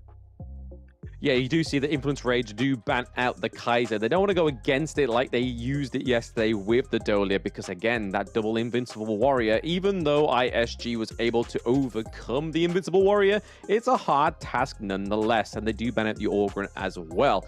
ISG going for that Charlotte ban for Sony, really focusing that Clash lane right now, because they've locked in their lane. They're just looking to try and figure out what is going to be Sony's biggest pick, because yesterday we saw him on the Zhang Yu in the Clash lane for 2 games in a row, and it didn't quite go the way it wanted to, right?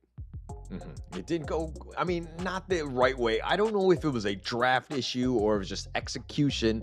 But, you know, Isurus, they played the late game very strong. I think that if there's anything to kind of take note of both of these teams, is that mechanically sound. We're going to see very early, like a very close, hotly contested early to mid game. But then those late games are going to go, we're going to see some major big battles that we always want in those late game team fights.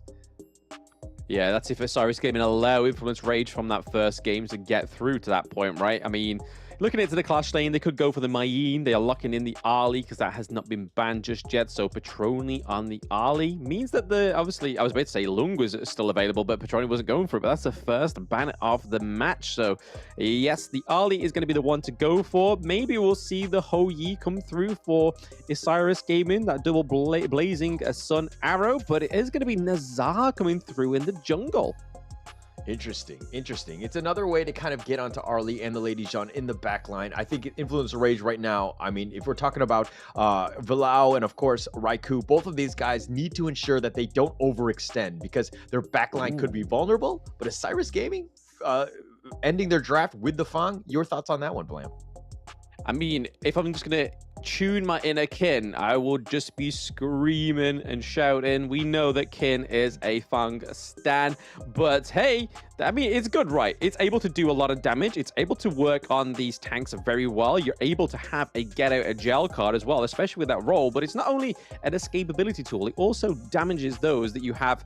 Not only does it damage normal heroes, but it also damages those that you put the first ability on. So procting his damage over time, which does a huge burst of damage at the end when you procced all 3 hits. But I think it's really good against the Dune and the Zhang Fei, but the Hino sitting in here into the oh, okay, is that going to be Hino in the Clash lane and Dune in the jungle? I suppose that's going to have to wait and see there. But right now, if they go into the Clash lane with the Elaine, he's going to have a lot of CC immunity, right, when he uses his Moon Slash. So you could potentially see the range going against the Elaine, like we saw yesterday when Muster went against their Influence Rage's Elaine with Marco Polo.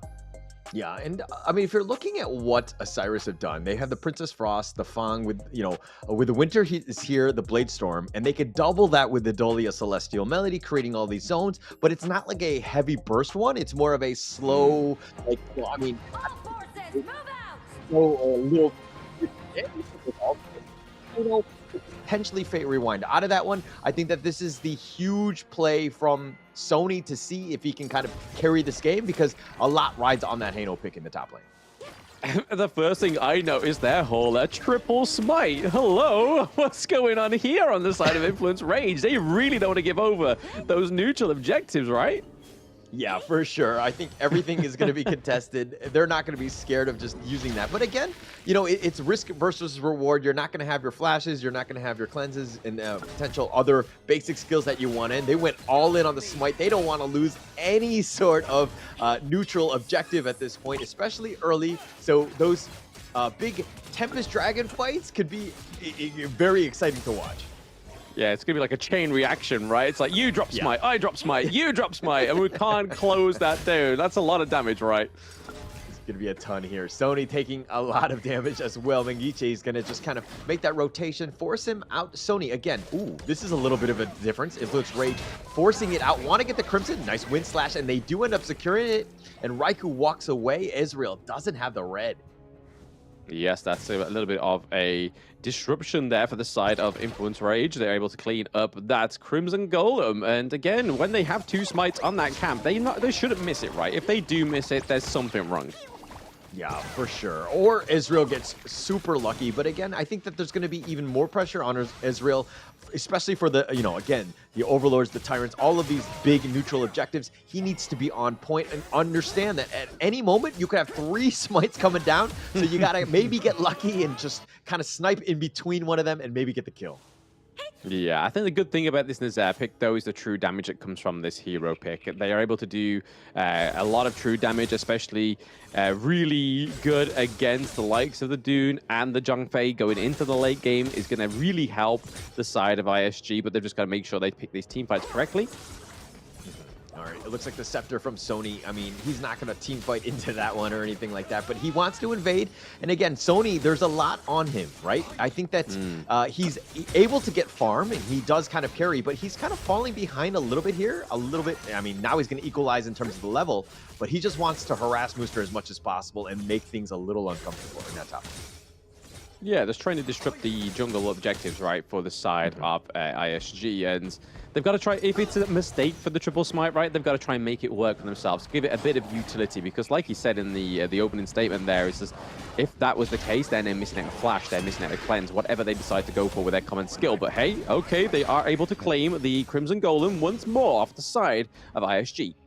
Yeah, Raikou, just another smite. They're walking in together, and then this is a huge commitment. They have all 4 members of Influence Rage going in at the same time, and they just line up those smites. They make sure that it's in prime position for them to do it, and then again, they stack them together, and they ensure that they get it with Raikou and Bilal in the bottom lane, able to take that. And again, Raikou's just taking it away. Ezreal's got to be super frustrated. Yeah, Petroni already leading the race in terms of the gold for Influence Rage in the farm lane. They're up by about 500 gold, which isn't a lot, but in terms of the starting early part of the game, it's just that extra little bit of item. We do see that Fang rushes for the Axe of Torment because he wants to take down the squishy heroes, but he also wants that armor pen.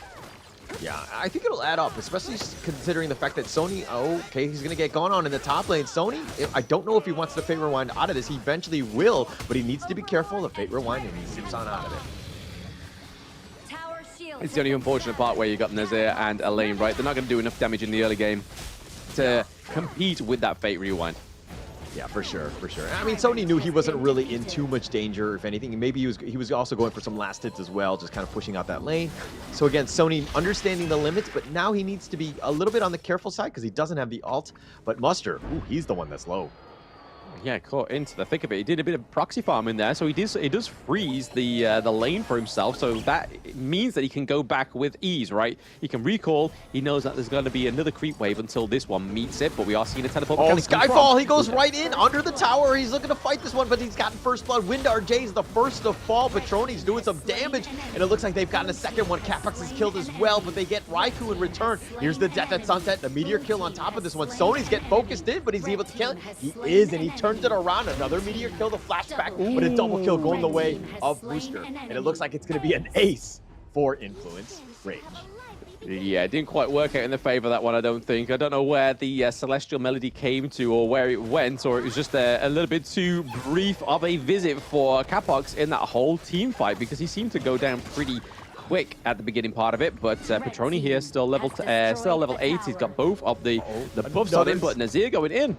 Yeah, I thought about it. He went in with the Skyfall, thought he was isolated, but he actually had a friend. He got out of there. He was kind of scared at that point.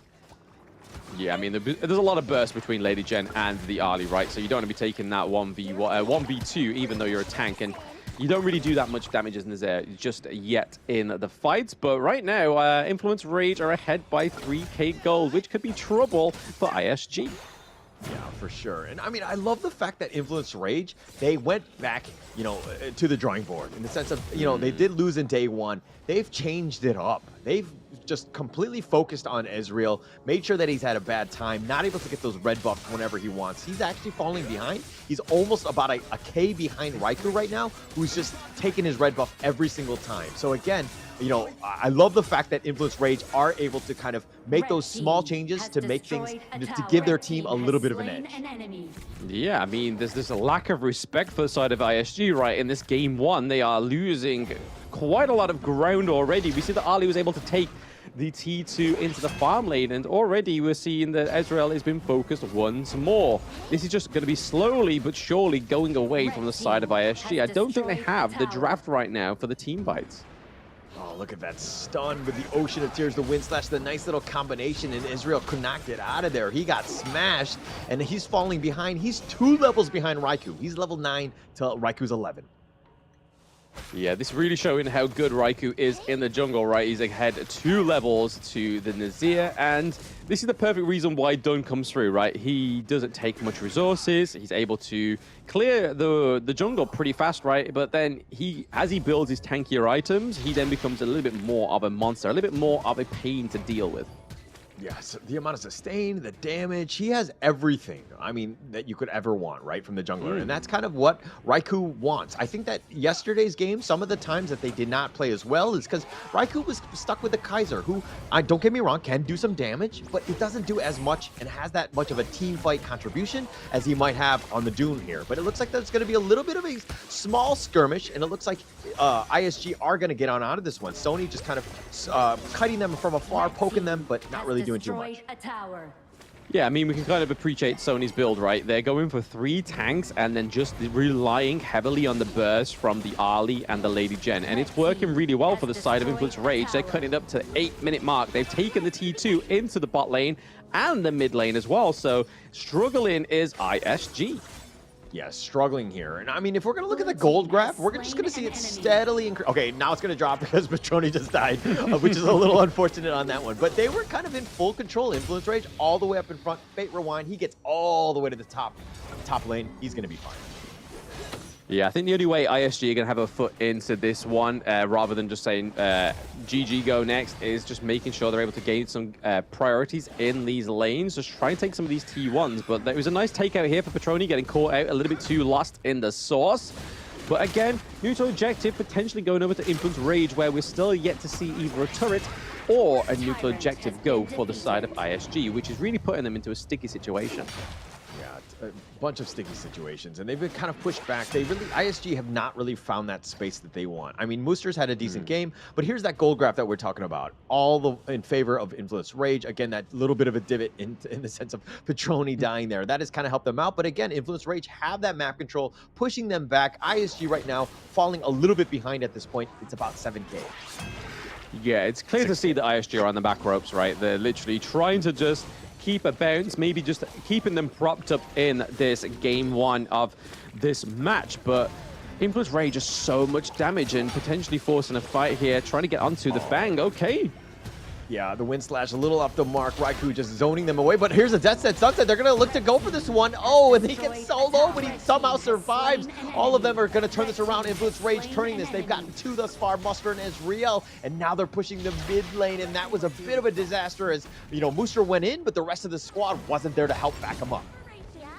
No, that was a miracle play by Bilal there. He really dictated how he wanted that team fight to go, just completely negating that engage from the side of ISG. At the Crystal and at the base, they are putting some really big amounts of pressure. Oh, so much pressure, and they're just forcing it down. They're just going to win this game. They're going to take game 1, Influence Rage. Just push it out. They're like, hey, you can't come at me. We are too tanky. We're going to be up in front, and we're going to take the base, and it's just like, business as usual. We're just going to move on. We got this game. Hey, we were talking about that maybe this would be a close 2-1, but if Influence Rage maintain this ferocity, it could be a 2-0 for them in day 2. Yeah, I love the strategy, the change up that they had. Again, just really focusing it down, prioritizing on Ezreal, just making sure that he had a bad game just by taking his enemy jungle. He had really nowhere to farm, and he fell off pretty hard. So again, this is where Raikou was like, okay, I'm the far superior jungle. Let's go. We know what to do. But again, if we're going to talk about day 1, you know, Influence Rage did win game 1. Might be the same thing. What are your thoughts on Blam? Can they come back? Isurus, that is. Well, I mean, game 1 was a lot more closer for yesterday's match between these two teams, and then obviously game 2 went the full country yard there. They went all the way to the Tempest Dragon, and then obviously game 3 was a little bit more into the side of the favor of ISG, but this time around, they are showing that they are here to play and here to secure that spot for the Brazilian region. Influence Rage. Just looking across the board, that triple tank meta, the burst damage coming from Patroni and Cozy really implemented such a great roster on the side of Influence Rage. Yeah, I mean, the KDA is not too impressive at this point, but again, it was just all about those objectives, doing the damage that you needed to have done with Cozy. I mean, he had 65k. He was zoning them away. ISG really could not really take too many of the fights because Cozy had done so much that the team was already defensive and they had to just go back and heal. They couldn't really take the fight to them, and they couldn't really get onto Cozy and Patroni throughout, who were, you know, doing quite a lot of damage and being up front, of course. Yeah, I mean, just look at the high now, right? Taking 37.5% damage, as more damage than the Zhang Fei took overall. So, again, just really showing a testament to this triple tank meta. Sometimes it won't work unless you are able to control the early game, but that's the one thing we know about Influence Rage, right? They're able to control the early game, and they're able to continue that control. They never take the foot off the gas, and you're going to see that here in the highlights. Yeah, for sure. I mean, this is the big dive in the bottom, and it looks like they were trying to defend, but, you know, they're trying to go, and it looks like Influence Rage had the numbers. Even under the tower, they were really not scared. They do get the ace after this one. They pick off everyone. I mean, that was a huge tipping point for them, and to get, again, in that driver's seat, Influence Rage, just really with a good team fight there. Yeah, huge team fight to begin with. We thought that Muster was going to come out on top of that. We were able to get more than a double kill, but hey, he tried his best. Muster really worked it into that with the Death on Sunset coming through, able to clean a double kill from what was already a shocking team fight for their side. But Cozy there, like you said, Hauler, great zoning, really showing why he deserved MVP in game 1. Yeah, 205, 65,000 damage, essentially. I mean, this is a guy that was just really started the fight where, you know, he made everybody bleed. And again, just made Influence Rage really not want to take any sort of fight because they had started this. And again, it just comes back to the Lady Jean. Always a power hero, especially in that mid lane. Definitely top tier. You got to respect him. And, you know, I would say Cozy, very apt at the hero and super scary to deal with. Yeah, I think looking back retrospectively, maybe they could have drafted the Angela onto the side of ISG. But for now, that's what they've got to think about in this short break between Game 1 and Game 2. Can ISG bounce back like yesterday? Stay in the chat to find out soon.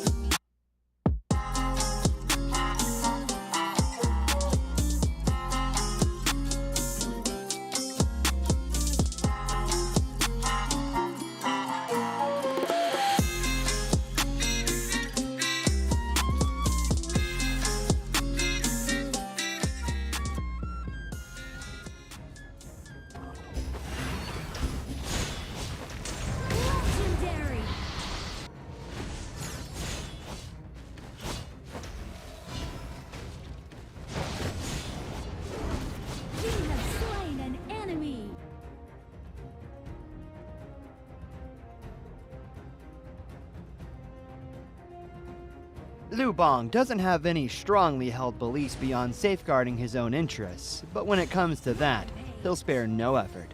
This is his passive skill, which automatically grants him a stack of mark every second. At a certain number of marks, he gains an enhanced basic attack. This is his main damage skill. It enables a shield that deals damage to nearby enemies either when it expires or when he manually disables it. His skill 2 provides movement and crowd control, letting him charge forward to damage and stun enemies in his path. Liu Bang's ultimate is a teleportation skill. It provides the selected teammate with a shield and after a short delay, teleports him to the teammate, restoring health to teammates within range. Upon arriving, Liu Bang also gains an extra movement speed bonus. Notably, the longer he channels for, the stronger the shield and the greater the magical damage dealt by the teleportation. This combo is great for protecting teammates that are being overwhelmed. First, select a teammate to provide them with a shield. As he starts channeling his ultimate, activate skill 1 and wait for the channeling to finish, or tap the ultimate again to teleport. Then, use skill 2 to dash and stun enemies, followed by stage 2 of skill 1 and an enhanced basic attack to deal burst damage. This combo is mainly used to protect your team's carry. It utilizes the ultimate shield and magical damage to help teammates block fatal damage and gives them an opportunity to counterattack.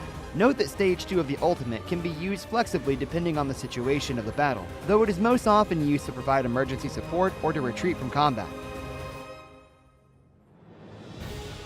At the start of a match, Liu Bang can choose to clear his lane with skill 1. After unlocking his ultimate at level 4, he can clear the clash lane first, then teleport to teammates to help them. Since his ultimate lets him travel fast, he can take the time to clear minion waves before teleporting to a teammate. This puts pressure on the enemy in the lane, while at the same time building a numerical advantage in teamfights. He can also let teammates initiate fights and use his ultimate to provide them a shield, then jump in to absorb damage and take out enemies with help from the carry. If he's facing an enemy who is stronger but doesn't have any crowd control skills, he can use his ultimate to instantly teleport to easily flee the danger. Liu Bang should focus on leveling up during the early game. After unlocking his ultimate at level 4, he can keep using it to reach teammates and help them build an advantage. During the mid to late game, once he has enough defense and damage, he can mainly focus on laning and teleport into team fights to protect the carry and take out unsuspecting enemies. There, pull out the root of the problem. What's a conscience? A kind of snack? Why duel someone when you can gang up on them in a valley?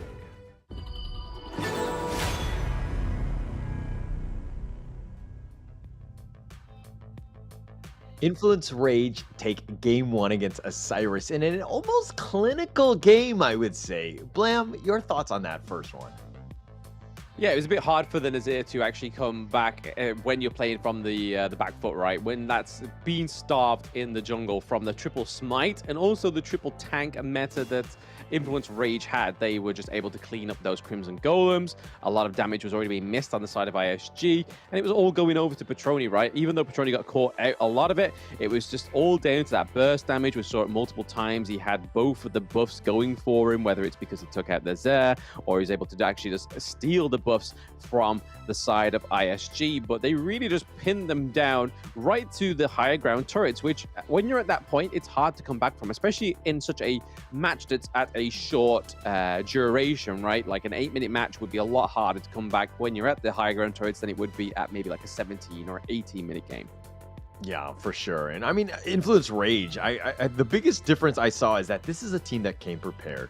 They came prepared. They understood a new strategy. They really focused on Israel, made sure that he had a bad game, and just came out angry. This is what we wanted to have seen. And it was just like, they were so business-like, right? They went in, they were serious. They knew what they have to have done. They did it. They played it to a T, and they just pulled out the victory. That was a huge win for Influence Rage. Yeah, do you reckon there was some aggressive breathing over that, all that anger? As like, no, like, Yeah. No, I'm no, pretty no sure. calm, no blessing, just absolute unrelenting breathing. Yeah. My advice is don't breathe. Yeah, just go in. Just continuing on from yesterday. Just get angry and just go after them. And really, Influence Rage lived up to their name of just being like this rage-filled team because they were super angry.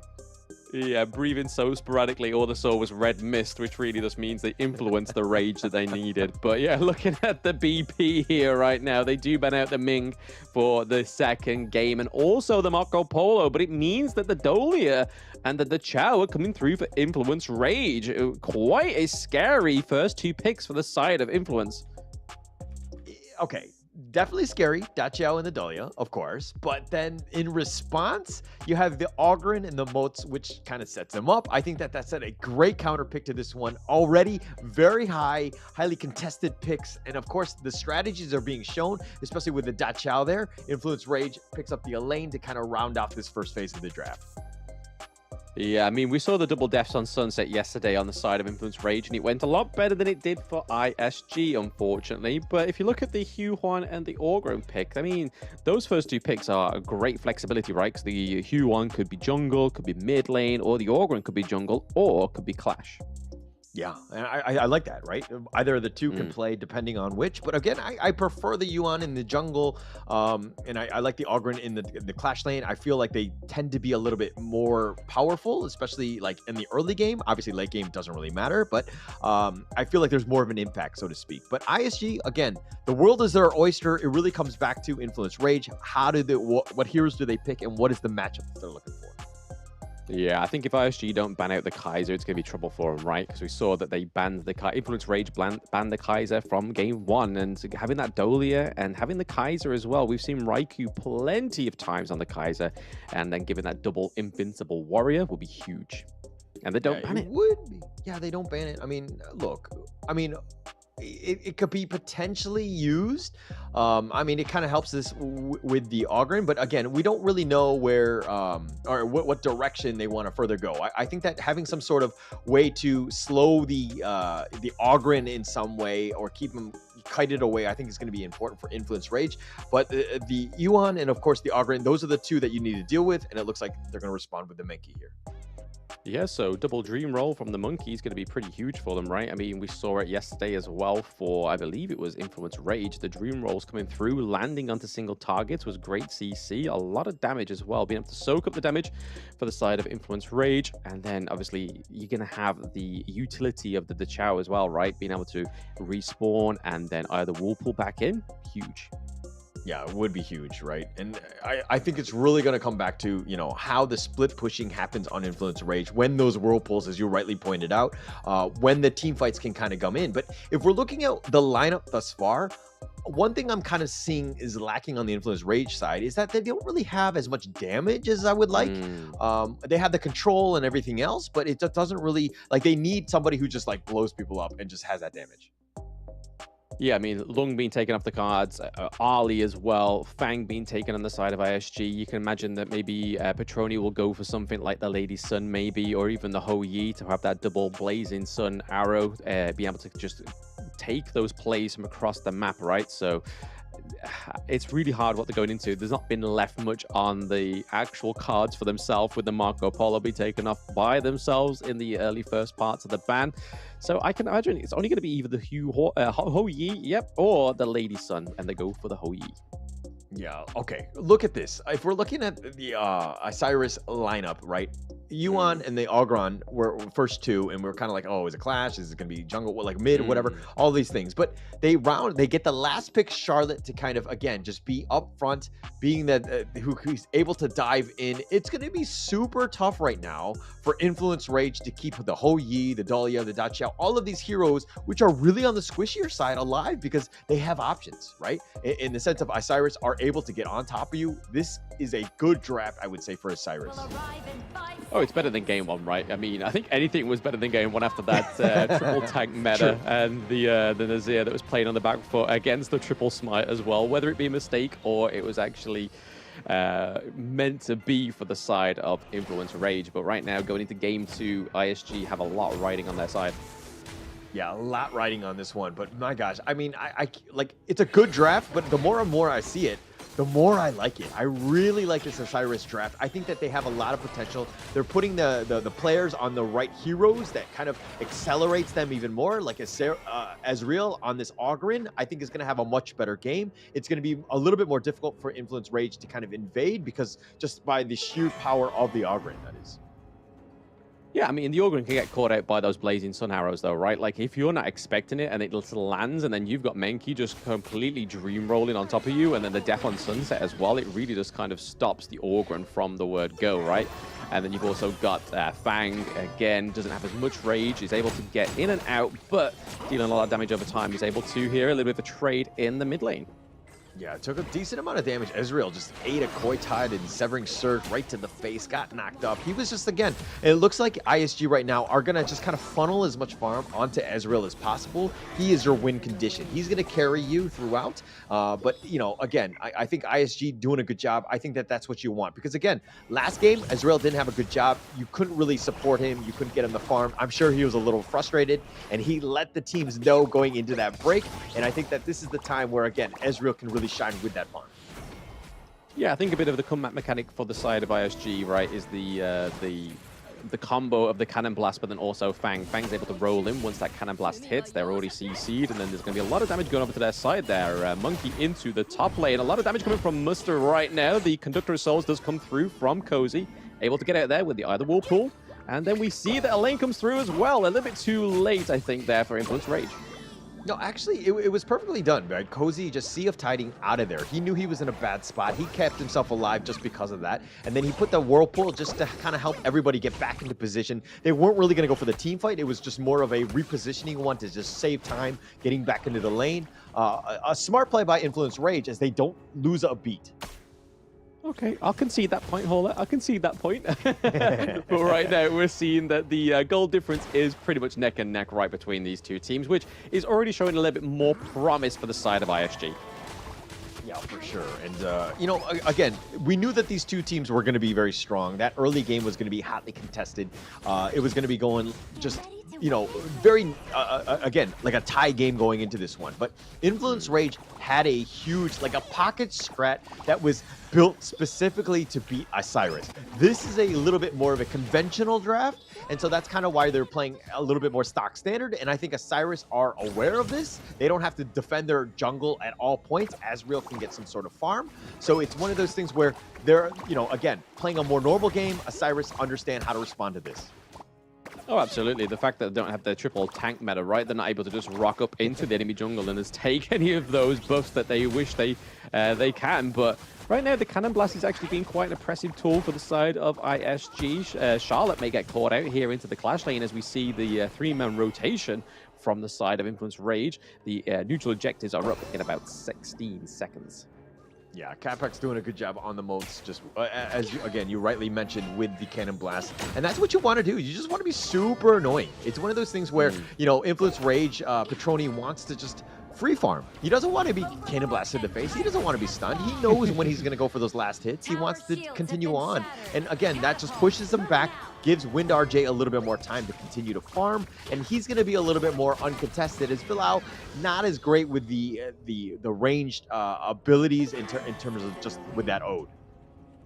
Yeah, instead of going for the Tyrant, it looks like Ogryn's decided to shift up towards the clash lane here. Maybe try and get a kill onto Sony, but not right now. We're not seeing a huge rush for these neutral objectives. Now that they've got the mid priority, they may go for the Tyrant for the side of Influence Rage.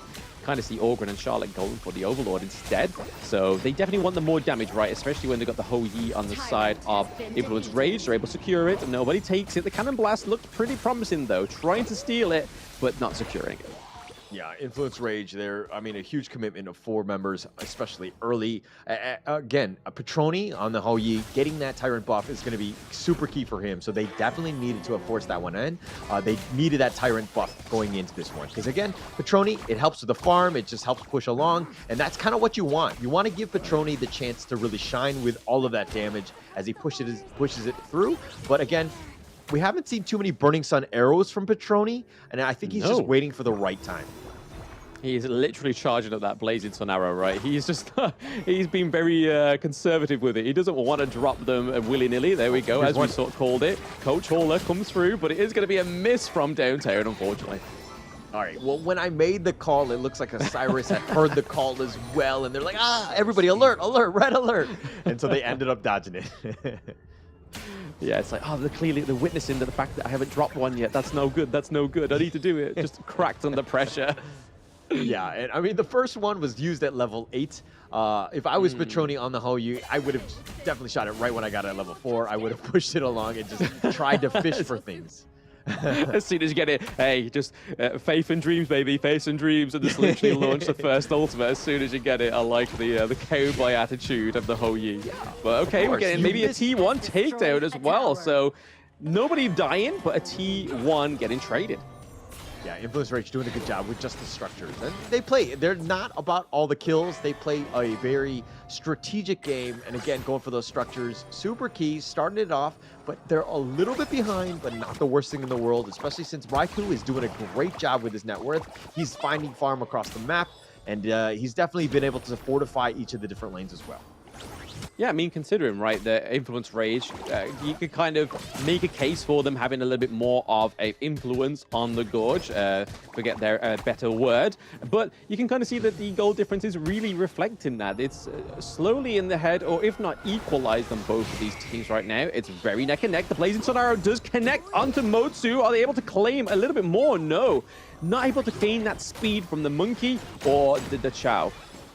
Yeah, and the Burning Sun Arrow is one of those things where it's like, yeah, I can hit it, and I mean, if he's closer to me, I can hit it. It's much easier to do, but then the stun is a lot less. So it's kind of one of those things where it's like, I want that long stun, but I want to be in his face, so it's kind of like conflicting, right? But in the top lane? Yeah. Yes, in the top lane, a little bit of aggression there. We do see the Orgren's using all that he can to kind of do the damage early on. The path for passing does come through there, tries to gain access to the Crimson Golem, but the Death on Sunset goes into the backline onto McGinty, but now it's going to be a 5-on-1 into the lane. The Celestial Blessing does come through to save Sony for now. Still the Dream Roll, yes, lands onto Muster as well. I thought they was going to just leave it there, but now that Petroni's coming in, it's like, hey, Mr. Big Guns with the bow and arrows coming through. I think we should just leave right now while we've still got some life.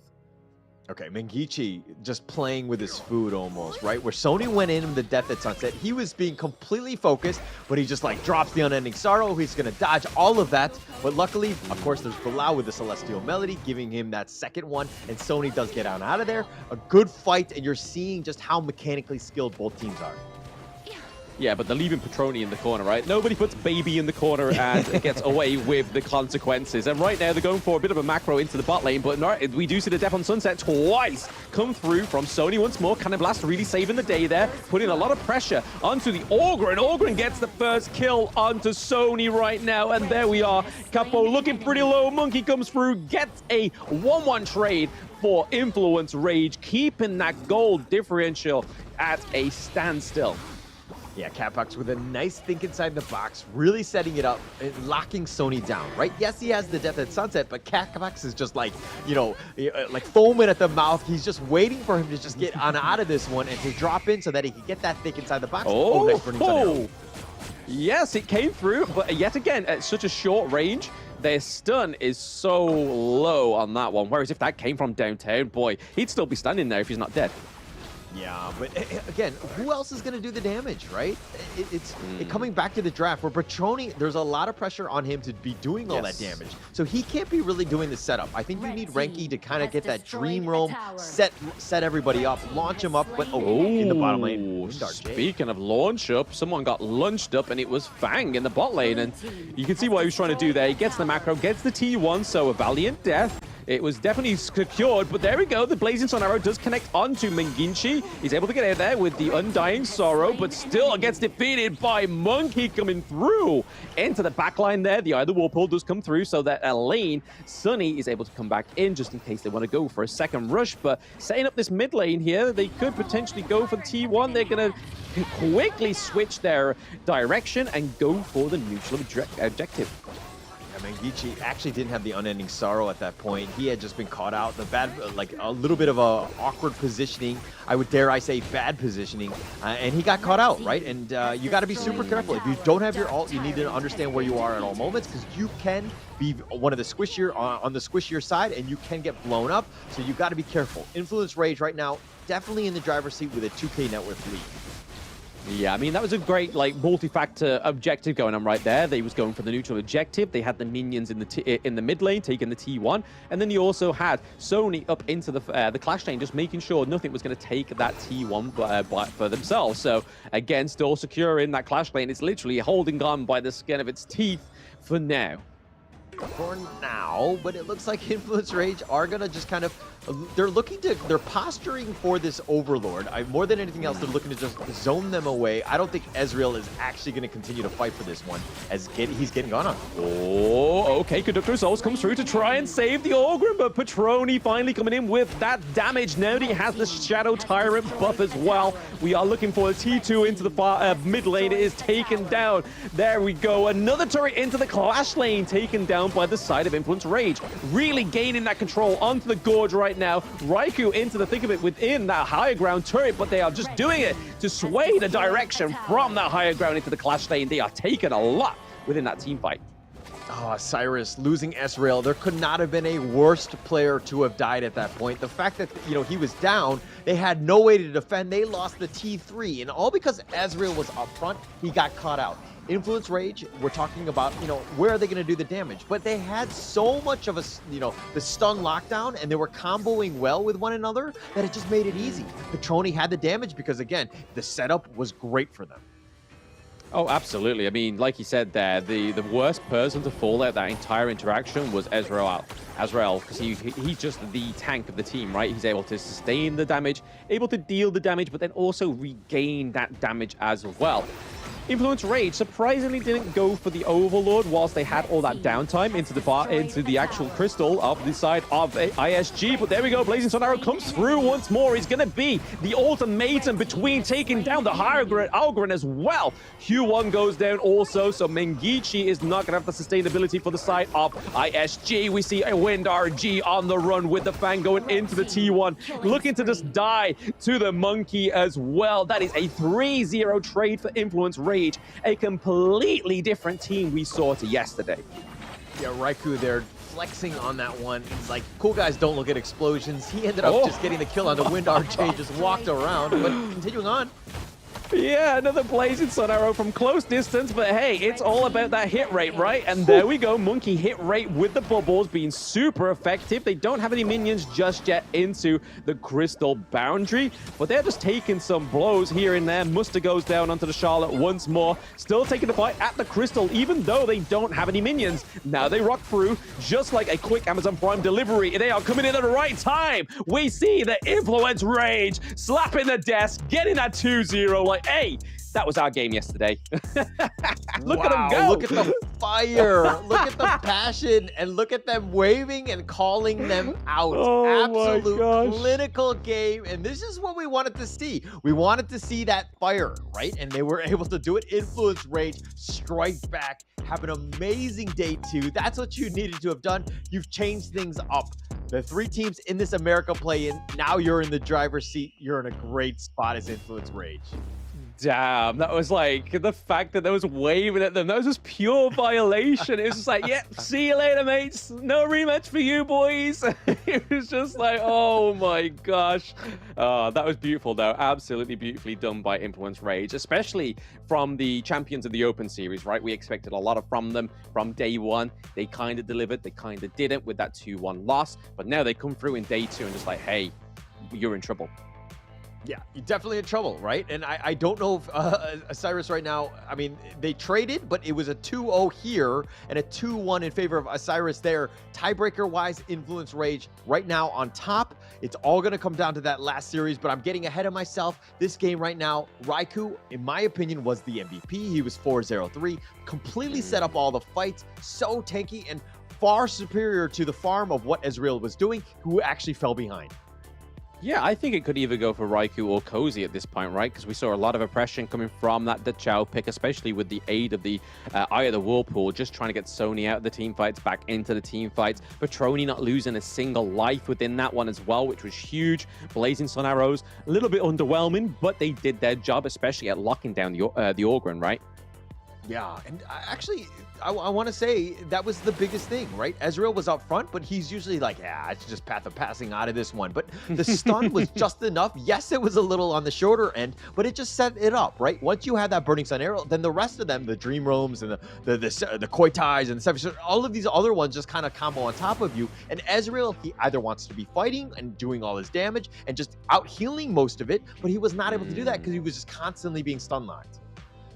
Yeah, it's the only problem when you're Orgrin, right? That CC is your biggest weakness. But you can kind of see here with the goal graph, right? That was very back and forth for the majority of the match. It was only because of the times where they was able to take Orgrin out of those team fights. And it was not like they took aces after the team fights with Orgrin gone. It was just like, hey, we'll take Orgrin down and we'll get some little objectives here and there. And that's exactly what you need to do in On Earth Kings. And I think this is what some of the teams within the West need to realize, right? It's not all about taking the aces within those team fights. It's taking out those core parts of that enemy draft and then doing something positive with it.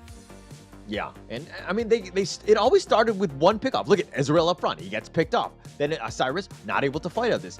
Isurus right now, if you look at where they're going back, they're retreating, and you know, Influence Rage right now, just up front, just being this super tanky lineup that nobody can really get into the heart of the enemy team and do some actual damage, and they're just getting completely controlled. Influence Rage clearly on top, and MVP of this one gonna be Petroni. 204, 73,000 damage. I want to know how much time he had everybody on stun lock because he was hitting his Burning Sun arrows too.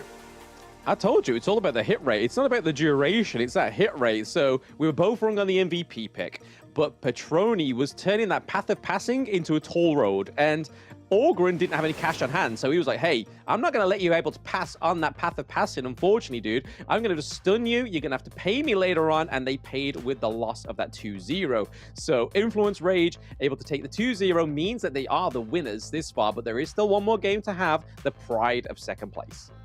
Yeah, pride of second place, but again, I think it's really going to come back to just, you know, unfortunately for them, we're going to have to see what happens in this third one. Tribe Gaming and Isurus, that one's going to be coming up, but first, we're going to take a little bit of a break.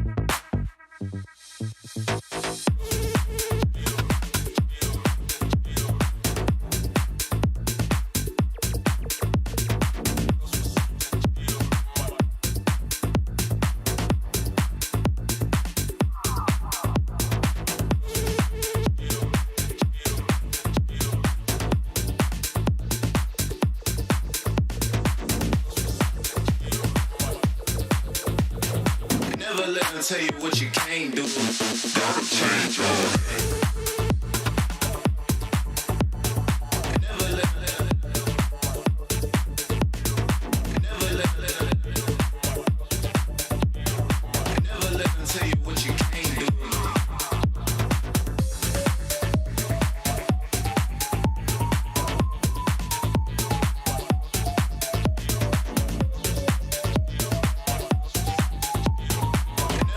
Tell you what you can't do, can't do, can't do.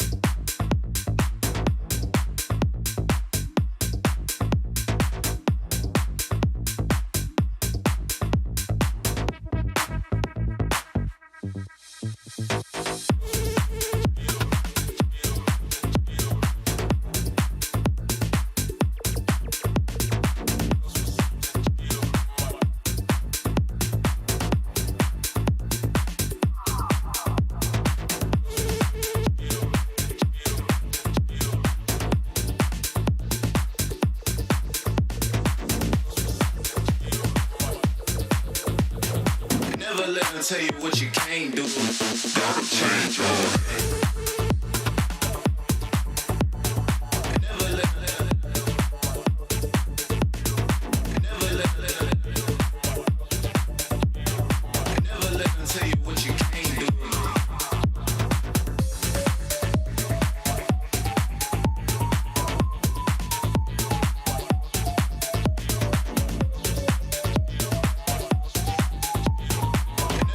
Tell you what you can't do, can't do, can't do.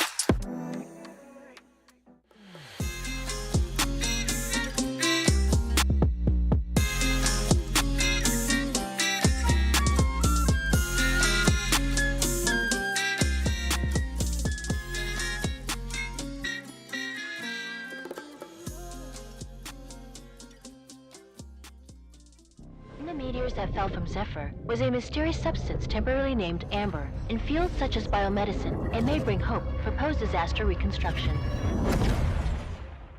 The possibility that they're still alive is practically zero. This is our only chance to save them.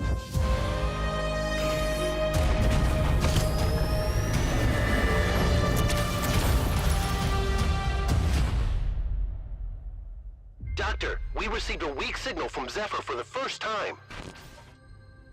Zephyr! Rescue!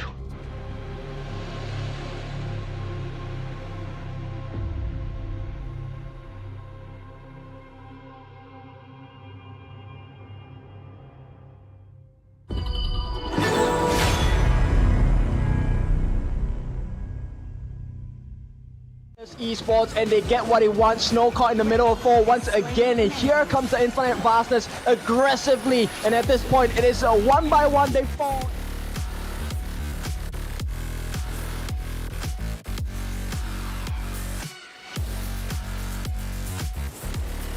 Duel of death. He kills Kakarot right away. He wants to go for more. He's chasing after them with the Rhinorush jumps in once again, will not survive the fight. A Vanguard, Suits, they fall, and his influence rage.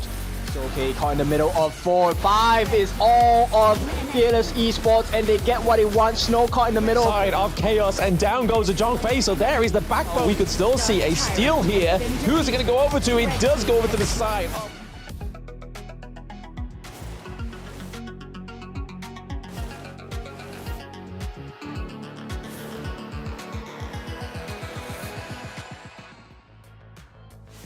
Welcome back to the Honor of Kings Championship 2024 America's Play-In. We are in the final matchup. It's going to be Tribe Gaming going up against Isurus. The winner of this one gets to check in first at the airport. Blam, how you doing in this?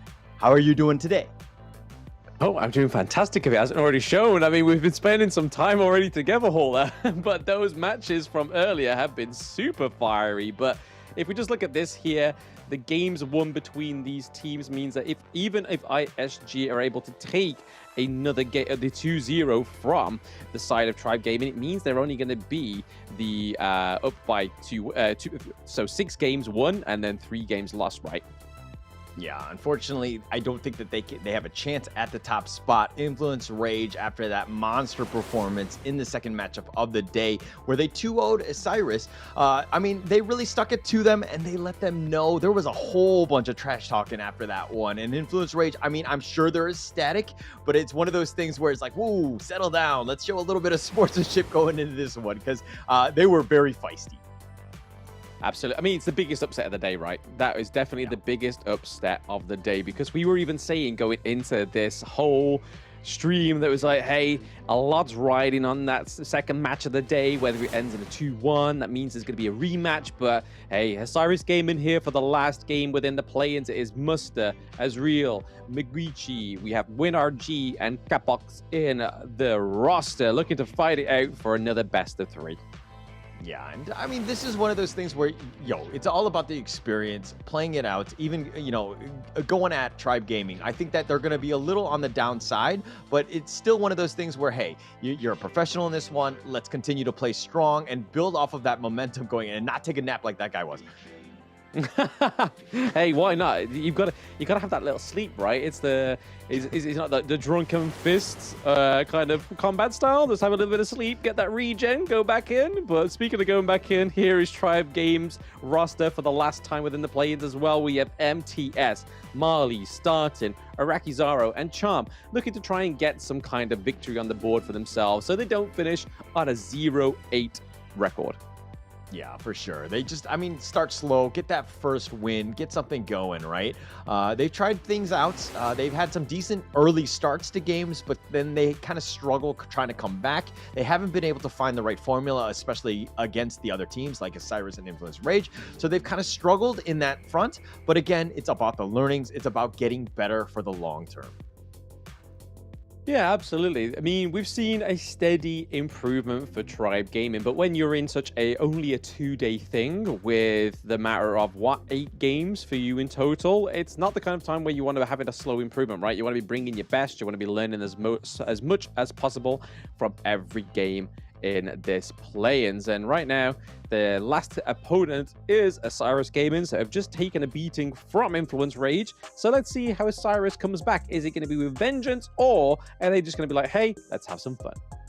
Well, it looks like they can have a little bit of both, right? They can have some fun and they can get a little bit of vengeance. This Mai in the mid lane is going to be super, super high flying. We expect nothing but the best from Mingichi on this one. I think he's going to be a little angry, and he's probably going to want to take the fight to the enemy team here. Potentially, right? I mean, he's probably going to be dictating a lot of those fights. And like we said before, when Mai Shiranui comes through, the only thing you can really do to sort of stunt her aggressiveness is making sure you can kind of deny her into your team, right? So the likes of the Motsu coming through, Orgren, again, can deal a lot of damage, but it's all about the CC and the burst damage when it comes to the Orgren. And the CC coming through once more for ISG is the Ali, and they have that counter-engage pick, the Sunbin. Yeah, it's going to help. Again, we talked about it earlier today, but again, you know, it's all about the time flux, getting out when you need to, when the Ogren decides to run at you, even with Path of Passing, even with your cheats, so to speak, getting over the terrain. It's going to really help you out and dictate how you deal with it. But the DRNG going to be picked up by Tribe Gaming. That's going to be a nice little counter, or they're looking for it, at least in the laning phase. That's going to help them out, but I think it sets up nicely with that modes. Yeah, I think it's the first time we've actually seen Tribe Gaming pick up the DRNG, to be honest. They've always been about the Lady Sun, the Ali, the Lung, when they can able to pick it up. But, hey, Lung's not even been banned this time around, and they decided to go for the DRNG. So a little bit of a weird one there. The first time we've seen Lung not banned and not picked up once. Yeah, I mean, it's a great opportunity. Again, maybe they're just changing it out. I think Isurus right now, we're more just like, hey, we're going to take the Arlie away. We feel like, you know, Iraqi Zoro plays it quite a lot, and they try to focus on it. So it's one of those things where it's like, hey, if we're not going to ban it, we'll just pick it, and then we'll potentially look to outplay them with it. Yeah, the ban of the Masashi makes sense, right? Again, a big counter to the Orgren, a big lockdown mechanic as well. And then over to the side of ISG, they ban out the Dharma. And a lane being banned as well means that the Clash lane becomes a even slimmer hero pool. So you have the likes of the Byron still up. Will we see MTS pick up the Guan Yu? No, he goes for the Byron. So, hey, I shouldn't have guessed myself. Byron coming through. It's a nice little compliment here. I mean, it's good. I think it's definitely something that you want in that top lane. Tribe Gaming just want to run at you, and it helps out with Ogren. I think, you know, that and the moats to kind of set up with Cannon Blast. It's going to be super interesting how they do it. Again, I always feel like Tribe Gaming go in with good drafts. I never have an issue with that. It's more of the execution part where they're kind of not on the same page as maybe some of the other teams here. Yeah, I mean, drafting something is the first part, right? And then making sure you execute it is probably the 85% of it, right? So draft 15, 85% making sure you can get it to work on the Gorge. ISG go for one of Musta's biggest picks in the Clash lane, and it is the Mulan. So again, great slow potential, great way to be able to like duck and weave into the fights, right? As you change your weapons, you go from the blade to the 2 daggers. There's a lot of potential, a lot of high frames for Mulan. Yeah, and I mean, do you think that the matchup is all right where you last pick it going up against the Byron though? Or like, are you that comfortable with it? On Muster? Yeah, absolutely. On Muster, absolutely. After seeing his performance from Season 1, the shadow of a doubt. But the Lady Chen as well, maybe able to last all the way to right to the end. And Lady Chen then getting picked up in that mid lane. So they lock it in. Again, great use of Destructive Deluge going into what could be a counter-engage mechanic as well, especially for the likes of the Mai Shiranui. They've just got to make sure they place it right and don't place it too early. Yeah, it's going to be super important. But, I mean, it's funny that they last picked the Lady Jeanne. Again, I love the Lady Jeanne. I mean, maybe not the greatest against the Mai, assuming that Mengichi just is looking to blow you up. But I think it has a lot of play, right? You have the Augur and the Byron and Cannon Blast from Moats to kind of cover your tracks a little bit. But, again, you just play a little bit safer, and you can do a bunch of damage on the Lady Jeanne. Absolutely, absolutely. And it's all down to this. Are they going to be having a bit more fun or a lot of rage from that game that they lost just against Influence Rage? Already taking blows is Minguchi taking the shot onto starting right now. So a lot of blows trading across already pre 1 minute. Yeah, and to be honest, Isurus, I think are more down than anything else. I don't think that they're super angry. Like you saw them going in just kind of in the draft phase where they're kind of like on the sadder side. I mean, it's got to be a little downside because again, this series there's really not too much at stake, so to speak. It's all about just kind of bragging rights and kind of padding the stats as you maybe look for sponsors in the future and that kind of thing, right? So it is important. I do think that you need to finish strong though. Oh, absolutely. I mean, there was a lot riding on that last series, right? And like you said, now going into this one, a little bit of deflation, but like you want to do, you want to go in true style and true competitive fashion. Just making sure you claim that second place, right? Just deny your enemy of actually getting any win on the board. I mean, that's still an impressive right? Like just being the third place, didn't get a single win, and it's because of these two teams just being so good at what they can do. Yeah. I mean, these teams still top tier, right? Like they're still kind of also learning to get in, learning Honor of Kings and trying to get to that next level. We've seen them time and time again. Like these are teams that they're no strangers to the Honor of King esports scene. But again, it's just one of those things where, unfortunately, you were not at your best. You were not able to take it out. And it looks like really these open series champs, I mean, just moving forward, we're seeing a lot of good teams just kind of come out of these things.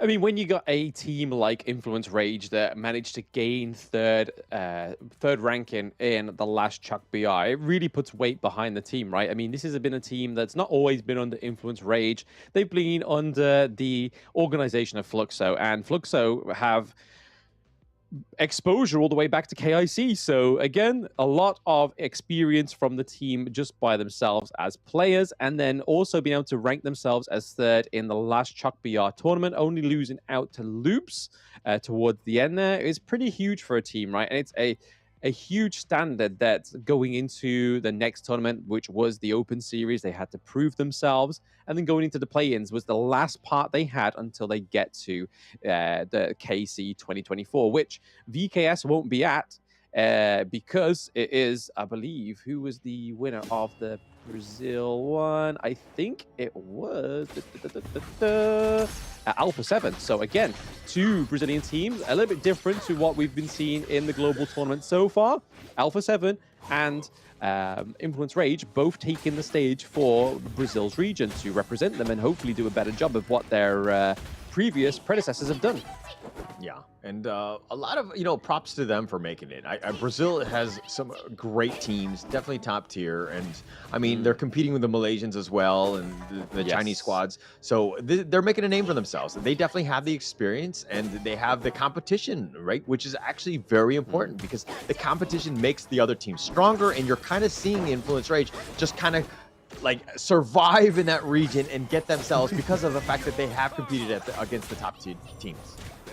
Yeah, absolutely. I mean, Brazil as a region before Global even started, right, was already a pretty promising region, but now they've been starting to be exposed to teams like Malaysia teams, and obviously some teams that have some KGL players in the roster as well. It's only going to strengthen the actual experience and the talent of the Brazilian teams. But first blood is going to go over to Tribe Gaming. It's a little bit of a trade down into the bot lane. Didn't quite witness that one there. Azerba should really get a replay for us in a moment. But again, some been trading it out for the DRNG, but then also we saw Charm get a kill onto WinRG.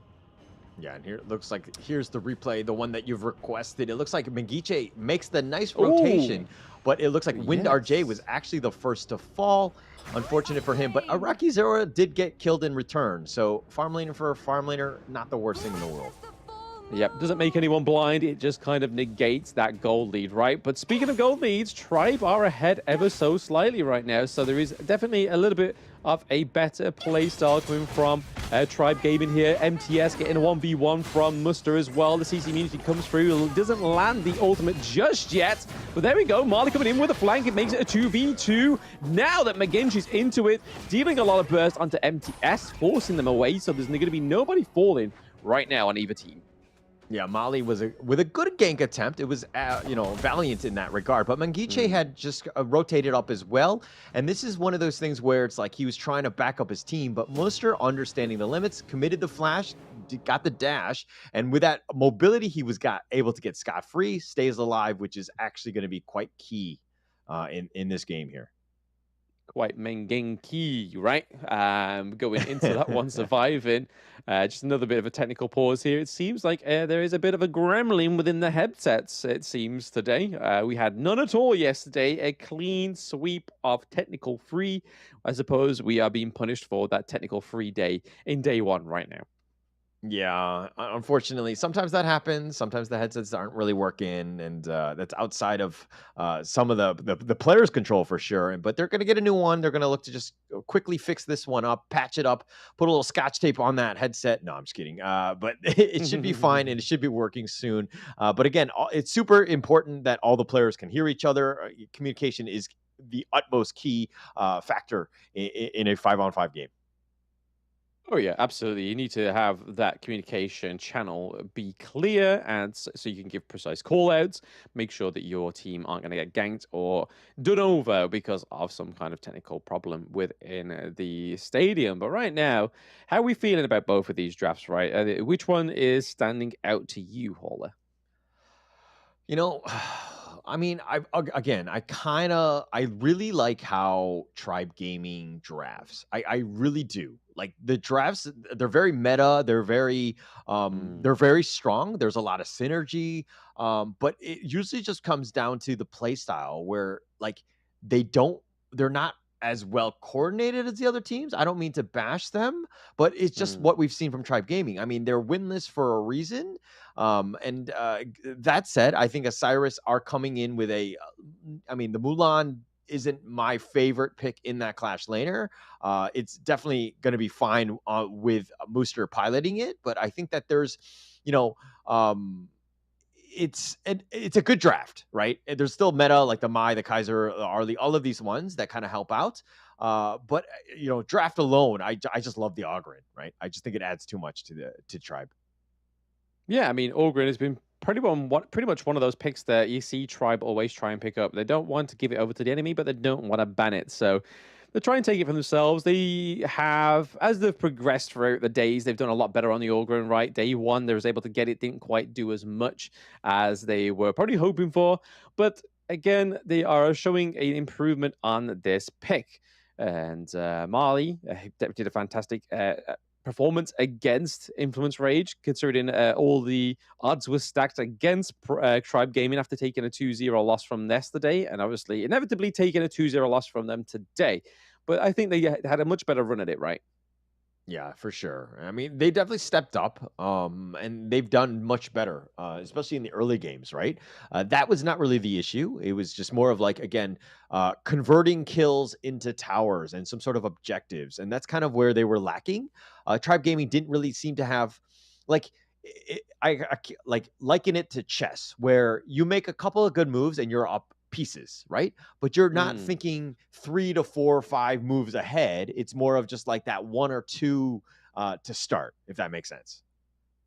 Oh yeah, absolutely. He's just trying to make sure you maintain the control from the beginning of the game, but then also keep that going for yourself on the side of Isurus Gaming. But again, it seems like the technical pause is that there's a lot of moving parts to this, right?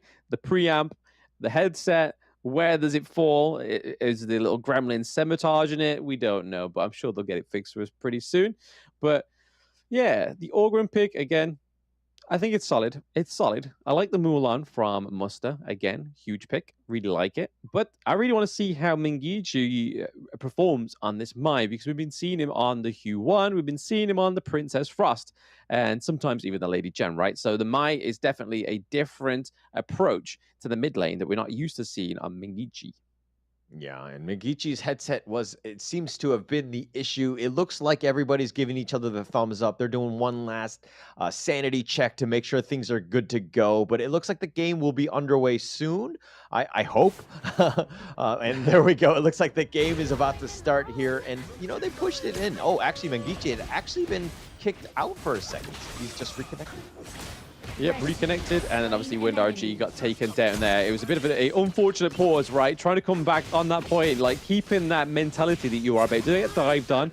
What can I do when this pause comes off? And unfortunately for the side of ISG, they weren't able to do much, but MTS taking a lot of blows there. Musta and Mengichi going in for a 2v1 rotate. You can see the Orgren's pretty preoccupied down into the mid lane there against Azrael. Yeah, and I mean, they're neck and neck, Ezreal and Mali at this point. In terms of net worth, though, a slight advantage for Mali with 500 gold. And it looks like the teleport is going to happen. Mengichi is going to go all the way in the bottom lane. They want to fight. They want to take a fight. I mean, it's a 4v3, right? They need to kind of try and make the most out of this, but there comes the Destructive Dislodge, trying to keep away the Mai Shiranui and the Ali. They lose the T1, right? So Tribe doing a little bit of a better playstyle in terms of claiming these objectives. First turret, the earliest we've probably seen Tribe Gaming actually secure a turret. Good early game, right? That's a good start. Yep. Again, up about 1.6K.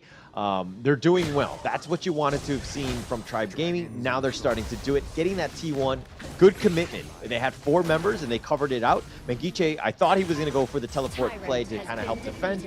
No real chance. But again, that bottom T1, it converts and it turns into a Tyrant as well. So looking up for Tribe Gaming at this point. Yep, so far so good. It's looking like a bright day. Destructive Deluge may come through here for starting. He does place it down, but able to get out. Oh, okay, just on the border. Mulan does fall there to MTS. So try picking up a 3rd kill for themselves. Maybe even a 2nd T1. Yeah, I'm wondering if Isurus are just shaken up, right? I think that they've kind of, been so demoralized by that loss that they're kind of, it's affecting their play now because this is really not the Isurus that we've known and seen. It's a little unfortunate right now, but, more props to Tribe because not to take anything away, they're playing well. This is what we wanted to have seen from Tribe from the beginning, but they're just starting to hit their stride at this point.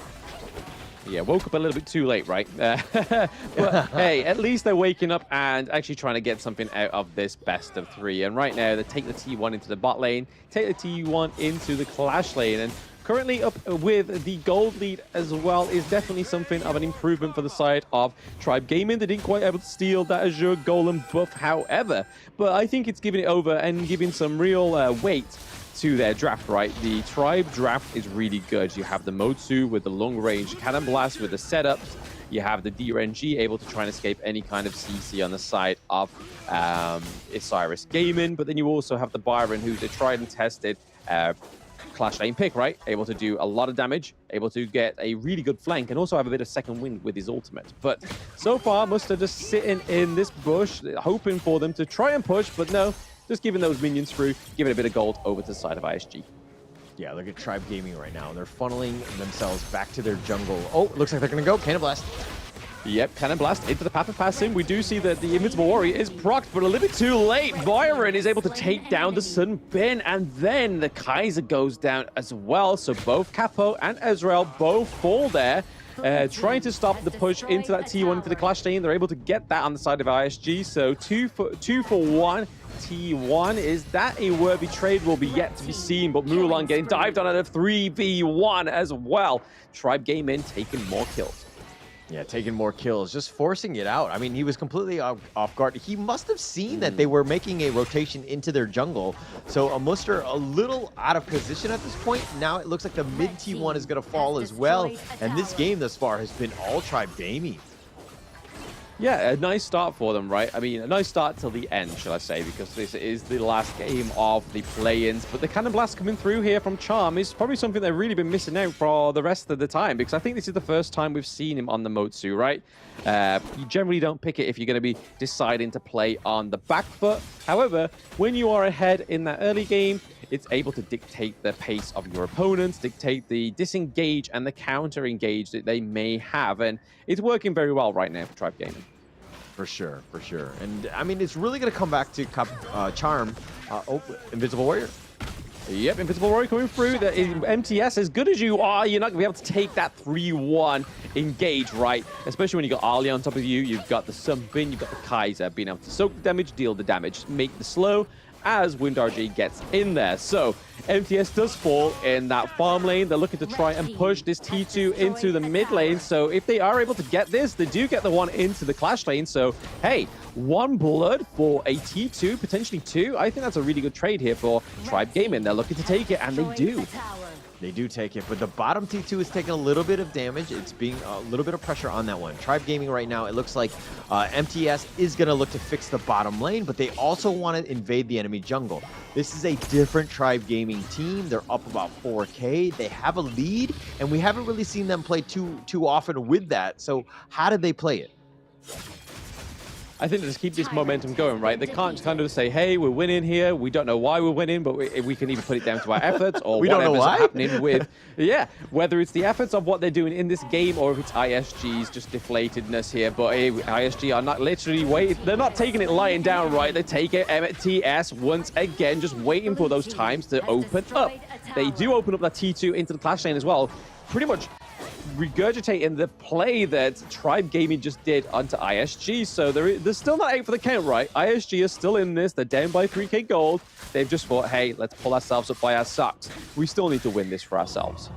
Yeah, actually a really good gank there. They were all 4 of them together. They just spotted MTS out. And, you know, I mean, he had the force field suppression. He is tanky, but against 4 heroes, you're going to struggle. MTS did die on that one, did expend the flash as well. So it's one of those things where it's like, okay, this is a small chink in the armor in that sense that Tribe Gaming right now are still in the, they still have a lead, but that lead is kind of dwindled a bit. Yeah, I think the sneakerheads are taking the field here on the Gorge in this game because look, all those the crowd control boots are all coming through. They're all a bit of trendsetters. They're all taking the notes from themselves because there is a lot of CC, not just because they look fashionable, but there is a lot of CC on the Gorge this time around. Yeah, but Iraqi Zoro got sniped out, and ISG finding like avenues of attack of how to get back in this game. This is the way. You find some pickups, you're able to push things out, make it a little bit uncomfortable, and now Tribe Gaming, how do they respond, especially with Iraqi Zoro down for another 5 or so seconds? Yeah, I mean, Marley's doing really good in the jungle, right? He's able to have that experienced lead onto Ezreal, so I think if they're able to keep that, that's a good thing for themselves, but maybe ISG are just going to do the same tactic that Influence Rage just did to them, where they take out the Orgren first off, and then that's it. They try and take the rest of the team fight. But right now, Tribe Gaming up by 2 kills and up by 2k gold. And the lanes are definitely in their favor, right? You just got to make sure they watch out for Muster with his macro plays, looking to force that minion wave into the clash lane. Untargetable comes from starting there, procced it a little bit too early, so the Splendor is on cooldown now, so that means that the Invincible Warrior is now primed to come through. Did they get the crucial kill theft? No. Marley still gets the Tyrant, but now it's already a 1-1 trade between the two teams here. Crucial crowd control coming from the side of ISG, and there we go. Not much blood spilt, but they're able to get the Tyrant for the side of Tribe Gaming.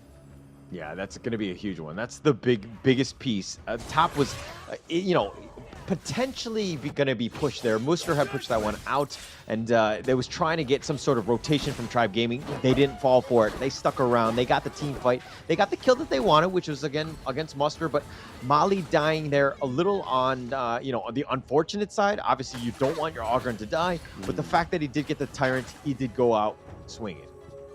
Yeah, went out with a bang, right? He got that neutral objective, and that's what they came there to do. But it does mean that the Overlord is up and ripe for the side of ISG, because they're not going to just try and take those 2 neutral objectives, especially with them being the Shadow variant and them having the debuff in the jungle right now after taking that Tyrant. They've got 28 seconds left on this Tyrant buff.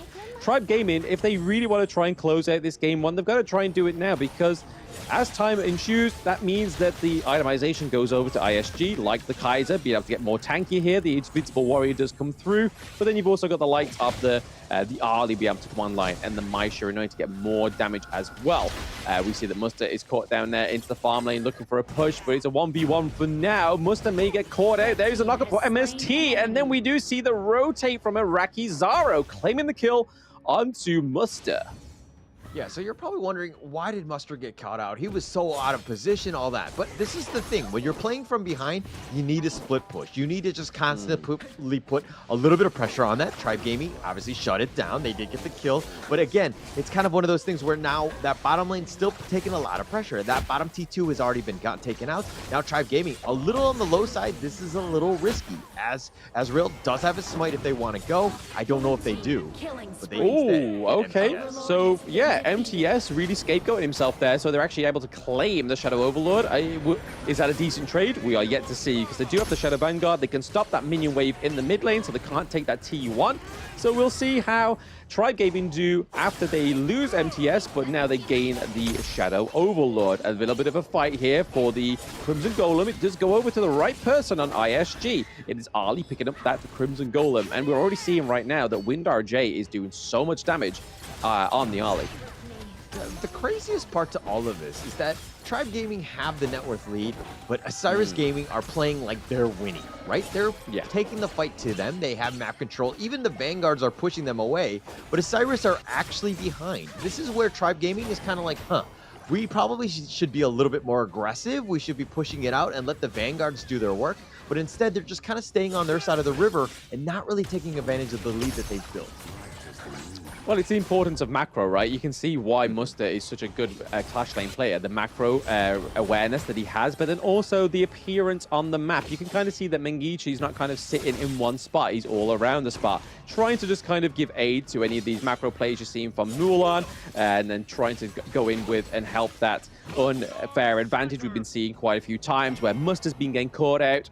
And you can kind of see Mengichi already playing very close by. We've seen a nice phase check, though, however, from Charm. They're really surprising me here, Tribe Gaming. They seem to have their head on their shoulders, and they're actually playing like a proper team. But they may get caught out here. Mulan with the slash comes through. Rakizaro does fall to the invincible warrior that is Kaiser. Yeah, unfortunate for him. He probably should not have been there playing. Again, you got to be super careful with your positioning. Iraqi Zoro, you need to be hiding behind everybody else so that you can do the damage. Getting caught out here, this is a bad spot. This net worth lead, gone, right? Everything about it. But Mengichi, his net worth has been on the low side. Tribe Gaming have done a good job of restricting it. Mengichi has not been able to get the burst that he wants to do and just get those kills. And now it looks like they're going to be sieging this mid T1. Isurus are doing the right things in terms of trying to get back in this game. I mean, into the all grid, it makes sense, right? Mai Shiranui does not have the freedom into these team fights, so just using like a roaming ward is a really good thing. Getting that intel on the side of ISG has really put them from behind now into the driver's seat, only behind by 100 gold, which was a few K just a few moments ago, right? So I feel like ISG, a true testament to themselves, playing very well in terms of the knowledge of the map and the knowledge of their game, knowing that pressure comes from multiple avenues, not just one, which is what Tribe Gaming have been doing and displaying throughout the entire of the play-ins, right? Yeah, and Tribe Gaming here, though, they're being smart, though, in terms of just kind of protecting the mid T1, right? That's been the crux of their issues, where they kind of let that T1 die, and it just opens up so much of their side of the map. So this is one where they've been prioritizing, trying to defend that as long as possible. But again, Isurus, they don't care. They're going to find farm throughout the other different ways. And look at this gold graph. It's completely shifted in favor of Isurus. Yeah, and I mean, you can kind of see with Wind RG as well, right? He's fully itemized, so you know that damage is not going to peak unless he's able to secure the Crimson Golems or the Tyrant buff. So I think that's probably the point of call right now for Tribe, if they know what they're doing, is making sure they're able to try and just nullify that damage. As you can see right here, loads of damage coming from Wind RJ onto MTS, and he's able to get the takedown as well. Mengichi into the backline takes a lot of damage from the Orgrim, but knows he's still there. Invincible Warrior coming through once more. Sunbin doing the damage that we know this support hero can do. Orgrim trying to take out Mengichi. Marley trying to get something from this team fight. Makes it a 2-1 trade. Crucial crowd control from Charm, really showing that this Mutsu pick is better than the Liam Po that we saw in day one. Still not happy with what is going on here. Marley is still into the thick of it. They're able to open up that T1 into the mid lane, which is trouble for Tribe Gaming. Yeah, Mengichi right now, again, just not really getting the farm, doesn't really have the damage at this point, is a glorified melee creep at this point. He's kind of not had the greatest game at this point, but it's one of those things where you're up against the Mali, who does have the farm, but it looks like they're going to go. Yep, Invincible Warrior setting up a great engage there. The Cannon Blast comes through. It is Muster claiming the kill, however, and that does mean that the Crimson Golem does go over to the side of ISG. Opens up the Tyrant, the Shadow Overlord as well. They've just got to make sure that that path of passing doesn't come through to upset with the Smite. Using it as bait, they go on to Marley into the backline, whilst we see that WinRJ is just taking it all on his own. We see that the Sage's Sanctuary has been changed up for WinRJ as well. That comes into his itemization, allows him to be a little bit more ballsy with these next few interactions. But hey, we could be seeing a Tribe Gaming lasting up till the Tempest Dragon, which is definitely a big improvement for them. Yeah, Ezreal right now just building full tank. He's just been able to just stand in front, deal with the Molly, while the rest of the team is able to just kind of pick him off. Molly, he really needs support. Yes, he's the highest on his team, but it looks like, you know, it's one of those things where you can't do it by yourself. Yes, you want to be Superman, but you need the Justice League to kind of back you up. Yeah, and you can kind of see here the Sage's Sanctuary being sacrificed for the boots makes sense, right? Arlie does not need that movement speed. If she's got the Sage's Sanctuary, the CC control, crowd control doesn't really make much sense, right? Because you've got that second wind.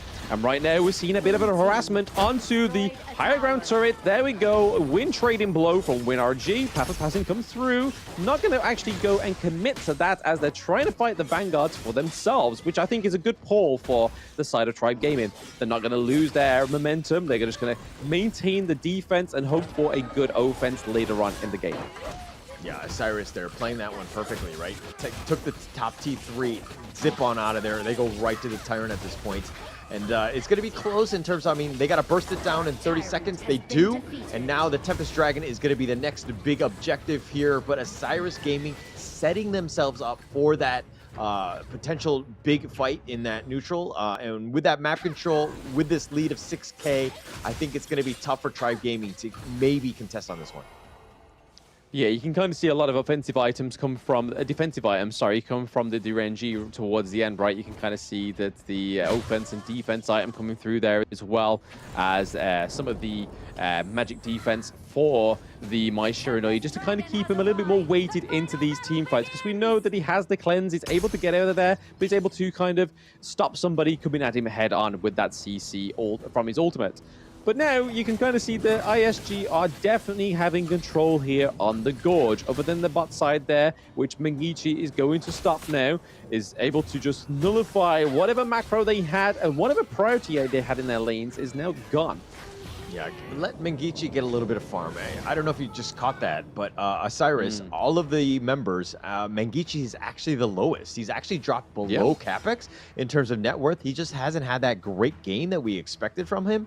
But it looks like they're going to be pushing ahead, not to take anything away. They can still win with him being a little on the lower side of the net worth, because they have everyone else who's just kind of being, you know, super high. Ezreal and Muster and WinRJ have done quite well in that department, but the Tempest Dragon here, this is going to be a big one.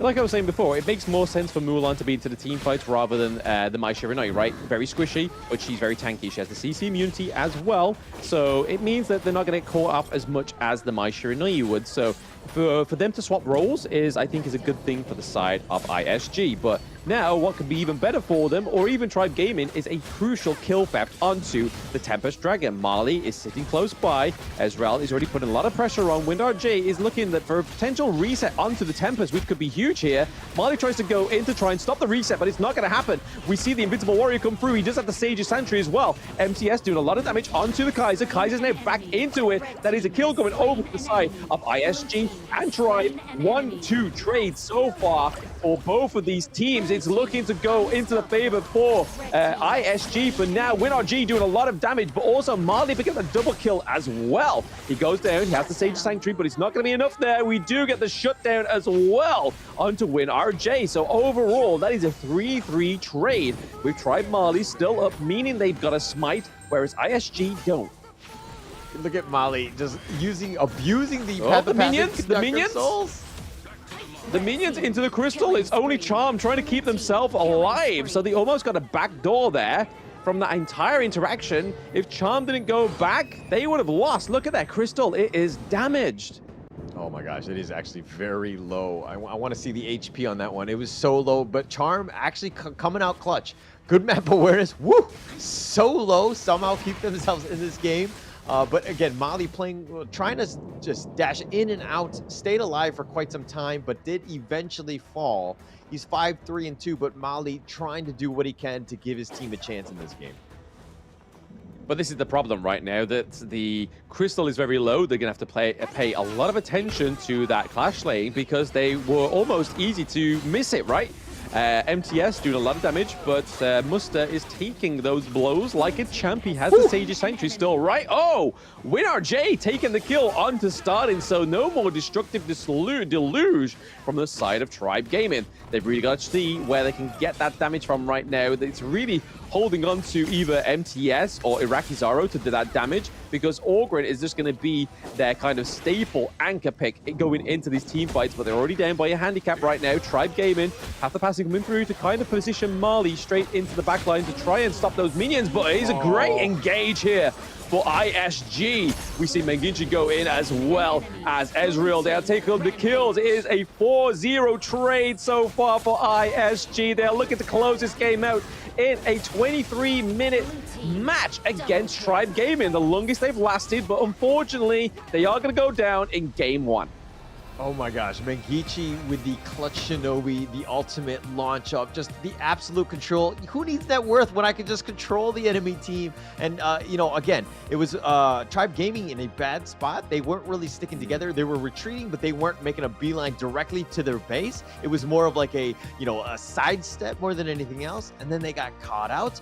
Unfortunately for them, they will lose this game. Isurus, just a really good game and just showing that, hey, even when our back is on the wall and things are like a little bit down, we're still able to find ways to come back. Yeah, you can kind of see that there was deflated going into that fight, right? But then they came to the realization like, hey guys, we've got to just make sure that we win and do the best we can coming out of this one, because obviously they're not going to get into KC 2024, unfortunately, but they did a good job at giving some respect over to Tribe, letting them, like, give them air, just to try to see how they play. I feel that Charm was really good on this Motsu, right? Mali having a better performance on the Orgrin, and then we saw MTS having a good performance on the Byron as well. But really shining the light onto ISG, we see that WinRG with almost a 20k gold there for himself, and as well as Muster really putting up that 16.3k gold as well. And a lot of good performances on the side of ISG. But if I have to give it to anybody, I'd probably say it's either going to be WinRG, just because of the pure fact of almost getting 20k gold, but also getting 6 kills on the board as well. Yeah, 6-3-10. He's definitely my MVP of that one. I mean, if we're looking at the damage here, had 33% of the hero damage on the team itself. I think that speaks volumes about his play. 174,000 damage. That's got to be the MVP, right? Production. You'd like to think so, right? You'd like to think so. Hey, let's give him a little bit backhand there. Like, hey, there you go. There you go. Take it. Take our word for the MVP, right? He deserves it. He's been through all that today. But you can kind of see here with the gold graph that Tribe did have, for the majority of the match, control in terms of the gold lead, right? They were able to get those turrets very early on. I think it was around about maybe just by the 4-minute mark they got the T1 into the farm lane. So a lot better performance from Tribe, but I think it was just a lot of room given to the side of Tribe from ISG. A little bit of a, let's see what you can do, right? And let's see if we can actually come back from playing on a back foot, which they did. It took them 23 minutes, but ISG was able to come back from a sore early to mid-game. Yeah, it's all about the map control. It was a situation where Tribe Gaming had the lead, but they weren't pressing their advantage, right? Forcing them to, you know, to respond to their movements. Instead, Tribe Gaming, they were playing defensive, letting the enemy team dictate the pace and where the fights were going to happen. Mali did whatever he could to try to stay alive in this game, or to kind of give them a chance. He did everything that he, tried to give his team a chance, because it was a bit of a struggle, right? And let's give props also to Charm. He had a great game on the moats. That, I think, was his best game of the league thus far in the past 2 days. Yeah. So big props to Charm. Absolutely. I mean, he was able to shot call. He was able to disengage a potential engage from the side of ISG, and we really saw those cannon blasts coming through really well. Think inside of the box, not quite hitting the way it should do, but when you you draft that pick into the likes of the Mai Shiranui, right? And then when Mingichi's like, hey, I know what they're going to go for. This is probably not my best kind of team fight that I can do with this hero, but played the macro very well on the Mai Shiranui. But it is going to be WinRJ taking the MVP. Thank you, production, for actually meeting us halfway with this one, but that 174k damage, right? That is a huge amount of damage for a 23-minute game, almost teetering towards the amount that we saw impressively within the Pacific region, where it was almost that 200k damage, right? But then you also get that 6 kills on the board and then only 3 deaths. A lot of assists means that WinRG had a lot of team fight participation as well. Yeah, he was just on point. He was just blowing them up. I mean, he caught him out guard. He was doing so much damage. But of course, that's going to be just one game. We're going to find out what happens in game 2, but after this break.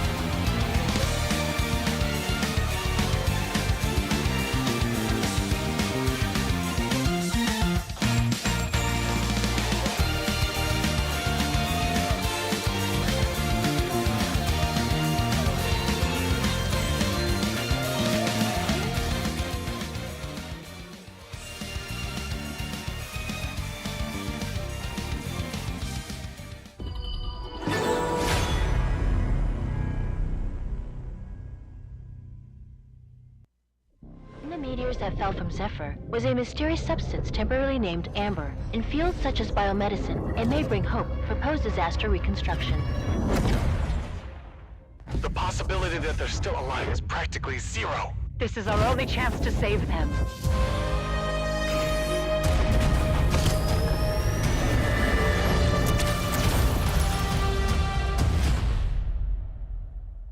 Doctor, we received a weak signal from Zephyr for the first time. Zephyr! Rescue!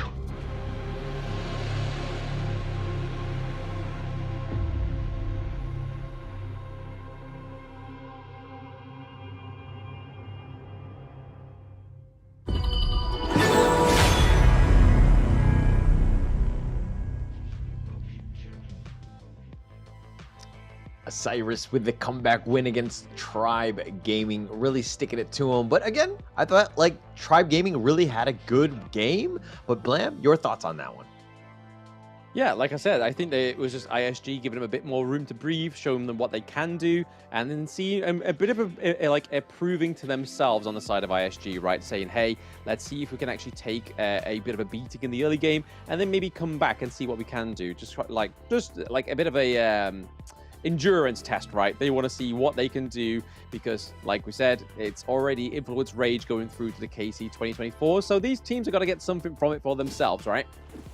Yeah, I mean, they're still playing for, you know, I would say prestige at this point and honor and all that because, you know, they're going to continue to fight.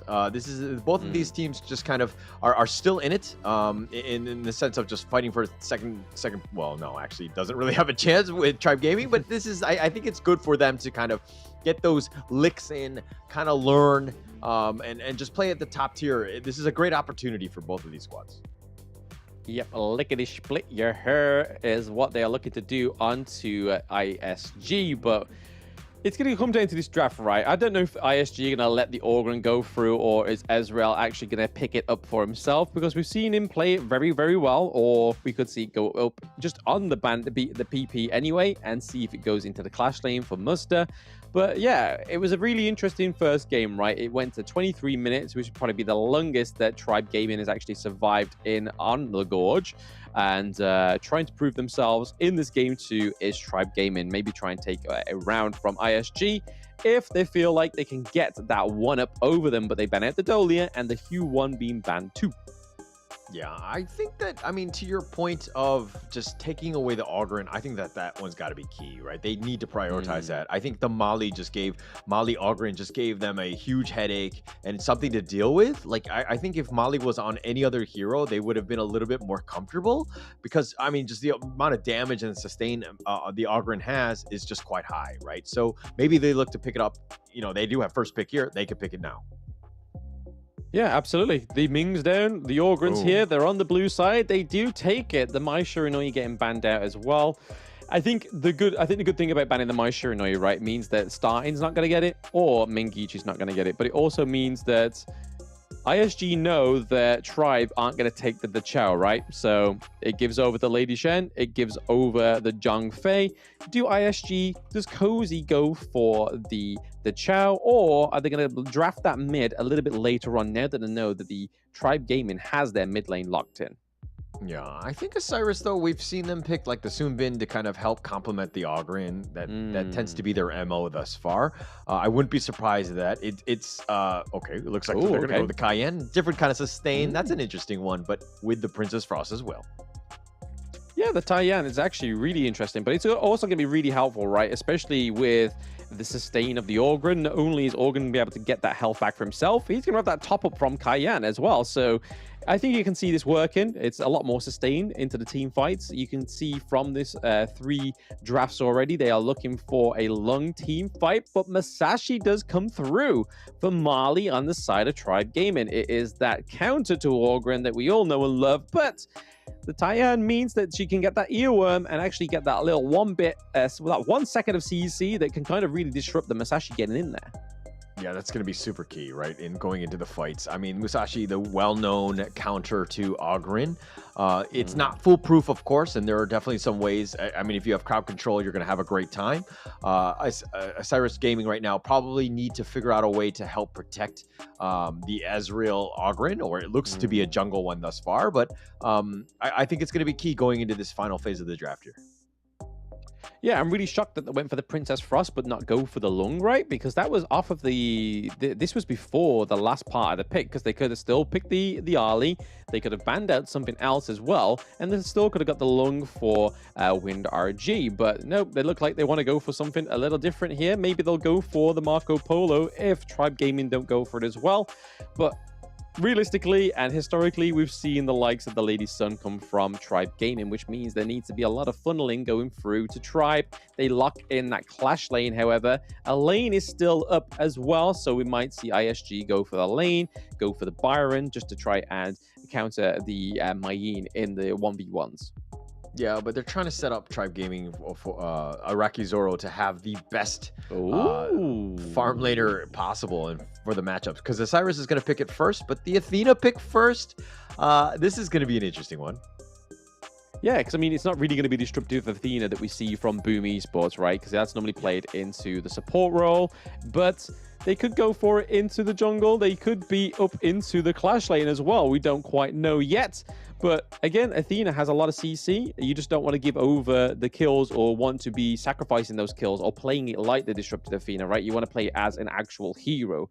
Because if you give over a lot of kills to the Masashi, you're just going to feed him up. He's going to get really tanky really early. He's going to be able to dive into the back of your back of the team, do a lot of damage as well, a huge amount of sustain. So you kind of don't want to see that disruptive Athena strategy come through from ISG. So I can imagine it's going to be in the jungle, and we'll see what Ezreal is going to be cooking with it. Yeah, oh my gosh. I don't know how I feel about this Athena pick going into game 2, but it looks like Tribe Gaming are going to go with a Consort Yu to round out their draft. I do like this pick. There's a decent amount of shields and, of course, the sustain. And Consort Yu, you know, again, with good positioning, he should be all right. Yeah, I mean, not just the sustain, right? She has a very long-range poke, and against the Direnji, that's what you're going to be utilizing in the early game, right? It's just knowing that you can out-poke the Direnji. But I'm very hopeful for the Athena, especially if it's into the jungle. We could see some great plays come through. She has great CC, can do huge single-target damage as well. Could be used to deny the access onto the Musashi, right? Like, Musashi can try and dive in. You can see that the Athena goes in, does the CC, stops the dive onto the Orgrin, and kind of just takes all that CC for herself. Maybe that's what ISG are going for here. But hey, poetry in motion, baby. Let's see what happens. Yeah, let's see what happens. I think that's going to be key right here. I think Ezreal right now, just continuing. Okay, it looks like he's going to look to just, get a little bit low. That was super risky. And one thing to note, Tribe Gaming has 2 smites. Charm picked it up. That seems to be the Zhangfei special. So I'm no issues with that one thus far. Yeah, no issues at all, it seems, so far. I mean, a little bit of tit-for-tat in that mid lane, but that's to be expected between these two teams, right? They're trying to get the priority for themselves earlier on rather than later on. I think ISG will probably end up seeing maybe trying to dominate the early game a little bit more than they did in game 1. Yeah, we're hoping so as well. But again, a little neck and neck. I think Osiris Gaming had a poor early game in game 1. They're playing a little bit more conventional on this one. They're playing a little bit more stock standard in that sense of just, you know, kind of playing more normal, I would say. But Magichi? Okay, yeah. Magichi does fall to the Masashi. Marley getting the first blood once more. I believe he got first blood in the last game, right? No, it was Charm, actually. I'm giving the limelight away from Marley for some reason. But there we go. Okay. It's, yeah, we're seeing a little bit of a trade. That was nicely done by Tribe Gaming. Really, the start in this game, too, quite strong, right? They're not got the lead in the gold. It's pre-4 minutes. No one's going to have an astounding lead in that gold just yet. They're just trying to get these little wins where they can. Yeah, and it's, again, just like transitions, right? Getting that early game, Tribe Gaming has proven, again, their early game is good. They understand how to get kills, but it's just turning it into a little bit of map control. I think that's where they need a little bit of work. But Tribe Gaming right now, they do have an advantage. Hopefully they can kind of turn this into a little bit of a bigger lead soon. Yeah, we saw the Leaping Savior to save Zhangfei in all sense of the word, of the ability itself from the Frigid Prison. And we're seeing a little bit of harassment here from Capo, just trying to get that earworm onto the side of Tribe Gaming, because we know it bounces around. It's annoying. I've played against it many times in my ranked games, and it just irks me knowing that I'm getting one-tapped by CCs for 1 second, and then my teammates don't move away from me, and it just bounces back onto me. I'm like, just move away. I don't want this love. Just take the earworm away from me. Yeah, but it's, you know, I mean, he just wanted a hug. Your teammate wants to stick with you, right? What's wrong with that? No? Sharing is caring. I'm not in a loving mood when I play Honor of Kings. I'm in a feisty, zesty mood. I just want to get wins. I want to get the stars on the board, just like we want to see Tribe Gaming get some more kills and some more gold on the board right before either Marley or before either Ezreal or Musta take that lead into the Clash lane, right? Because we're going to be starting to see the difference in gold starting to come through, right? It's very much flickering between the two teams right now, but as of yet, we're still yet to see a kill go on the board for ISG. But a big rotation down to the bot lane. It's a 3v5 so far. Mengichi a little bit slow with the rotate, still denying the rotate as well. He's just like, hey, nothing. Do you need me? No. Yeah, Israel doing just kind of, you know, farming neck and neck with Mali. They're kind of keeping on pace with each other. I think this bottom lane here, this push is going to be huge. Israel's going to start it off. He's not going to be scared. He does have a smite, but again, Mali does not have the smite, so that could be a potential issue here. Yeah, it's on cooldown. They aren't able to get that Tyrant kill theft. They are able to claim it for the side of ISG. We see the Muster comes down with the Papa Pass in between the two walls. A lot of damage is being dealt, but we can kind of see from his early itemization, he's going for a little bit more attack damage than going for the traditional tanky Orgrin in the jungle. So a little bit of a different respect to the Orgrin there. Going to be there to do a lot of damage, but it's also going to have the tie-in to just sustain it. So kind of make up for the lack of tank, right? Athena going in, trying to do some CC onto Mali there. Again, Zhongfei coming in, level 8. The Rival Outburst does come through to the wall, gets 2 of the side of ISG, but it's not going to be enough to follow up for Rakizaro. He's pretty much far behind. Can he get the kill onto Ezreal? No, he doesn't get the snipe, but he's still trying to focus onto Mengichi, who drops the Winter is Coming, but still denies any kills going over to the side of Tribe Gaming. A nice little brawl there. Nice little brawl. Somehow, and no one died on that one. That was kind of crazy. Ezreal playing it to the limit. I thought he was down for the count. Charm had a great Unbridled Outburst, doing a lot of control, but unfortunately, no one died. Or fortunately, depending on how you're looking at it. But I'm here for the bloodshed, so it's unfortunate for me. That's it. It's late into the day. You want some blood being spilled onto the gorge, right? But the T1's into the bot lane, and the Clash lane are traded over by Isurus and Tribe Gaming. So there was some objectives getting taken there. There was no blood, but there was objectives, which truthfully is very important for both Tribe Gaming, especially historically not being able to claim these turrets in the early game, but it's also going to help push these mid to late game plays and put some pressure when it comes to these neutral objectives, right? We see the teleport mechanic come from the Orgrin, trying to stop that push down into the bot lane. We see that Azrael is very low as health as well. MTS waiting for the backline. We do see the Masashi go in with a duel at death. Both Mayin and Mali are there as well. MTS gets it taken down. Gets taken down by the T1. But then we see that Ezreal is taken down as well. So a 2-on trade across the map. Mali, aggressive move, pushing it out. Oh, the Umbrella Outburst completely whiffs. For shame. He's going to run back to his own base, pretend like nobody saw that. Yep, just redact that one. Redact that Unbridled Outburst. No one saw it. Nobody knows. Nobody clip it. Wink, wink. And Tribe Charm will be thankful. But the snipe coming through there didn't do quite too much damage for Rakizaro. We're seeing that MTS looking towards the backline again. He's playing quite like a little bit of a ninja on the Mayin, being kind of copying what Mengichi was doing in game 1, right? Just making sure that the intel was there for his team, knowing that nobody was waiting in the brush, especially those prime brushes in those team fights. Yeah, but it looks like, Ezreal getting gone on? No, he's going to be fine. But one thing to take note of, Isurus has both the blue buffs, something that might be a factor as they kind of get into this next team fight here. Yeah, I mean, Masashi needs that cooldown reduction, right? On his abilities, he needs that quick dash. He needs to get his cooldowns up and ready, but he also needs just the help from anything he can, right? Just making sure that he's able to just spam the abilities into those team fights. It's the whole thing about the Masashi, but here, a little bit of a pincer movement from Tribe Gaming. Mayin committing a little bit too deep there. MTS goes down, but this time around, it does not whiff. The Unbridled Outrage does come through. There is a lot of trades going on here, but it's definitely going in the favor of Tribe Gaming. They take a 4-2 trade for the side of Tribe Gaming. Charm with a great Unbridled Outburst into Stampede, just setting it up, slowing it down. As serious game is, I mean, with 4 members down, this is going to be a huge one. Ezreal will pop up like the Phoenix he is, but no, it looks like he's going to back off. Doesn't want to actually go in for this one. A little bit risky in that sense, but again, really well played by Charm. He's had a good 2 games thus far. He's been playing well. He's been playing very, very well. Ever since he's put down the Liempo, hey, he's been doing great, right?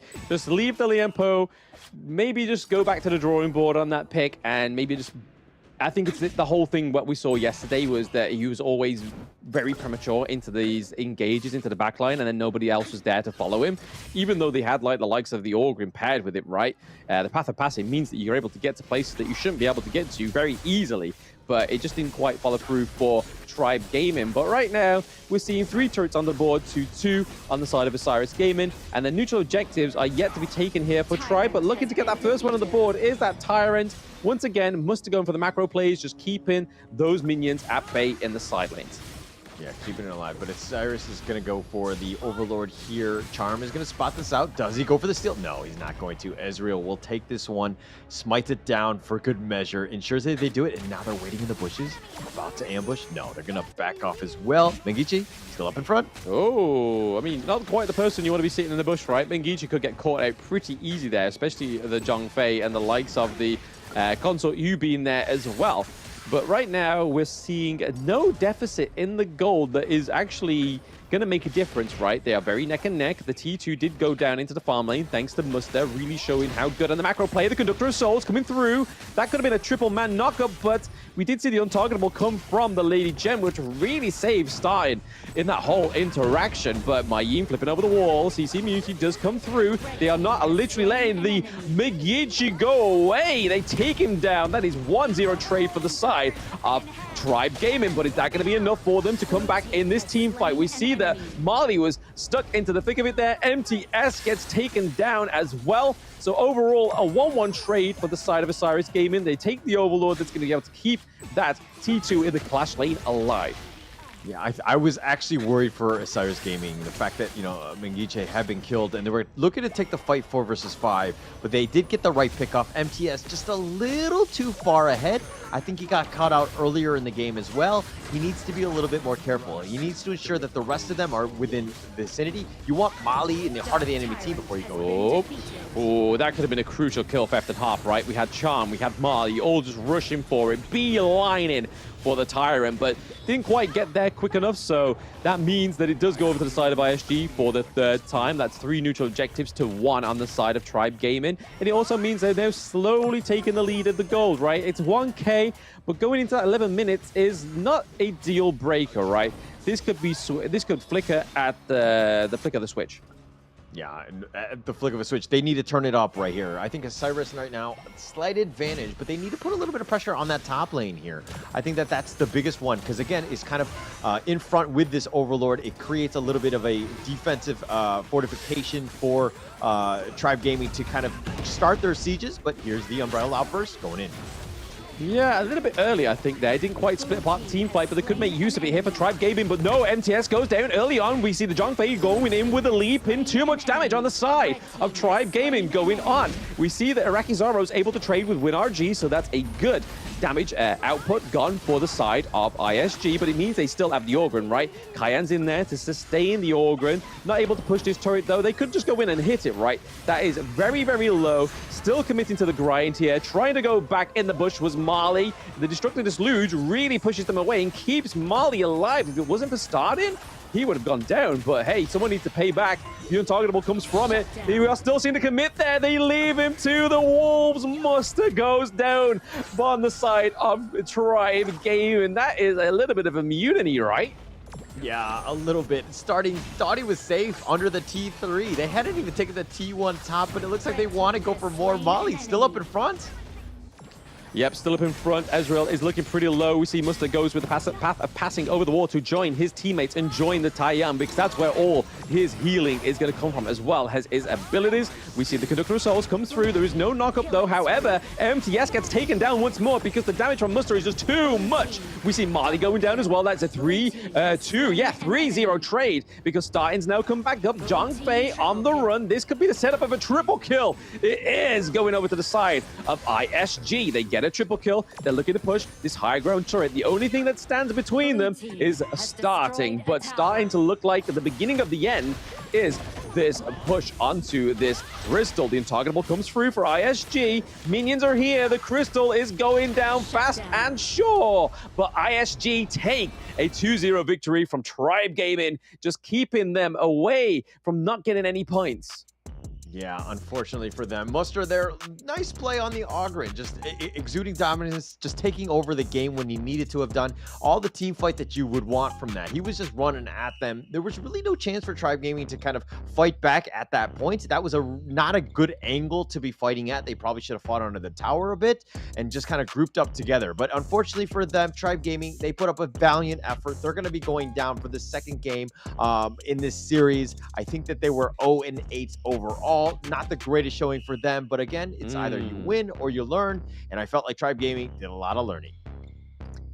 Hey, Kin does a lot of learning, Tribe does a lot of learning all the way around, which is always good than no learning, right? But you can kind of see on Isurus' faces that this game just didn't mean anything, right? Like, they got the 2-0, they got the pride of winning that second space, but they know that no matter the outcome of that game, it didn't mean that they were able to get that rematch that they really sorted for against Influence Rage. But hey, Influence Rage are your Brazilian representatives going into the KC 2024, but we're just going to highlight this last game before we get into that. But across the board, I feel like this went a lot better for ISG than it did for Tribe. Tribe had a good, solid game one. However, I don't think the console Upik was that great for Iraqi Zaro.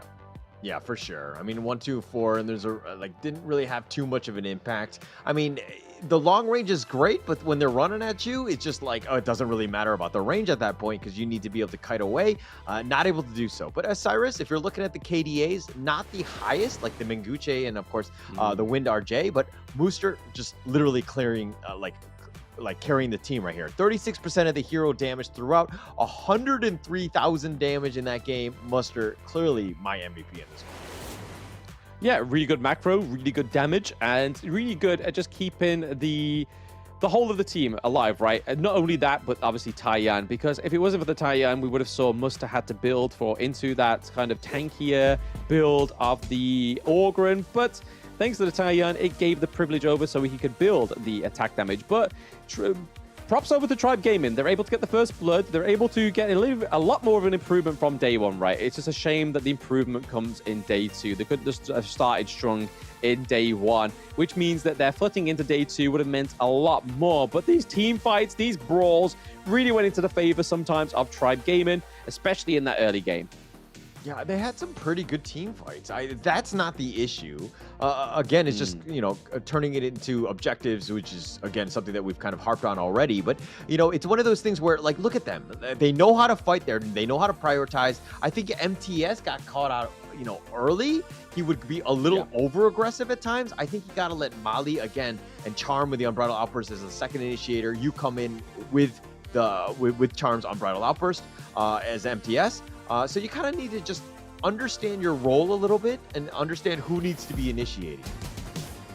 I think it's just an issue of confidence, right? But no confidence issues here when we get Muster MVP. Hey, production's on our side today, Hauler. That's 2 MVPs back-to-back we got right. Yeah, this is I think there's a first time for everything. This seems a little weird to me. I don't know what it is, but it looks like... do you want to take a moment? Do you want to take a little brief moment? Yeah, I do. I need to thank production as well for that, because again, this is the first time we've agreed on this. I don't know how to feel at this point, but I mean, look, Muster, 6-2-2. If you're talking about KDAs, he had the highest in this one. The damage as well, he was like 30+ percentage of the team damage. All the good things that you want from a team that just carried on that one. Plus the very final team fight really ended up winning it for them, where they were able to kind of just close out the game. But of course, here's the final standings.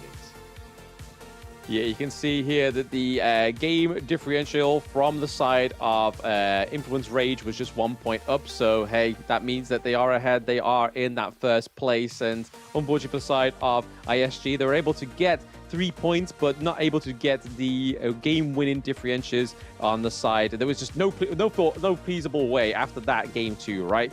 Tribe Gaming sitting on that 0-8 as well. So Influence Rage, not only your champions of the Open Series American Regional play-ins, but now your champions of the KC 2024 play-ins as well, representing Brazil alongside Alpha 7 into the KC 2024 is going to be very, very interesting, because it's no longer VKS or Loops representing Brazil on the grand stage. Yeah, so we've seen 2 play-ins thus far. We saw the Pacific one with Fearless Esports move on. They were the Open Series champs, and then Influence Rage, another Open Series champs, making it through. And it looks like all of these games have kind of helped them. They've grown, they've kind of gotten better, and of course, taking it to all of the other play-in teams, just really starting to peak at the right time. That's exactly what you want as Influence Rage. But congratulations, they're going to be moving on to the Honor of Kings Championship in October. Yeah, I mean, it puts a bigger weight on Major Pride, right? That's 2 Open Series finalists through. That means Major Pride's got an even bigger weight on their shoulders. But with who they're going up against tomorrow, you will find out it is Vitality and Virtus Pro. So we are going to have some more playing tomorrow for you. It's going to be the EMEAs. So unfortunately, Hauler won't be with me, but Kindo Fu will be joining me tomorrow. So say your goodbyes to Hauler. He's been great. You've all been great in chat. We'll see you tomorrow, guys. At the same time, make sure you join in, tune in, and support the EMEA regions. See you later.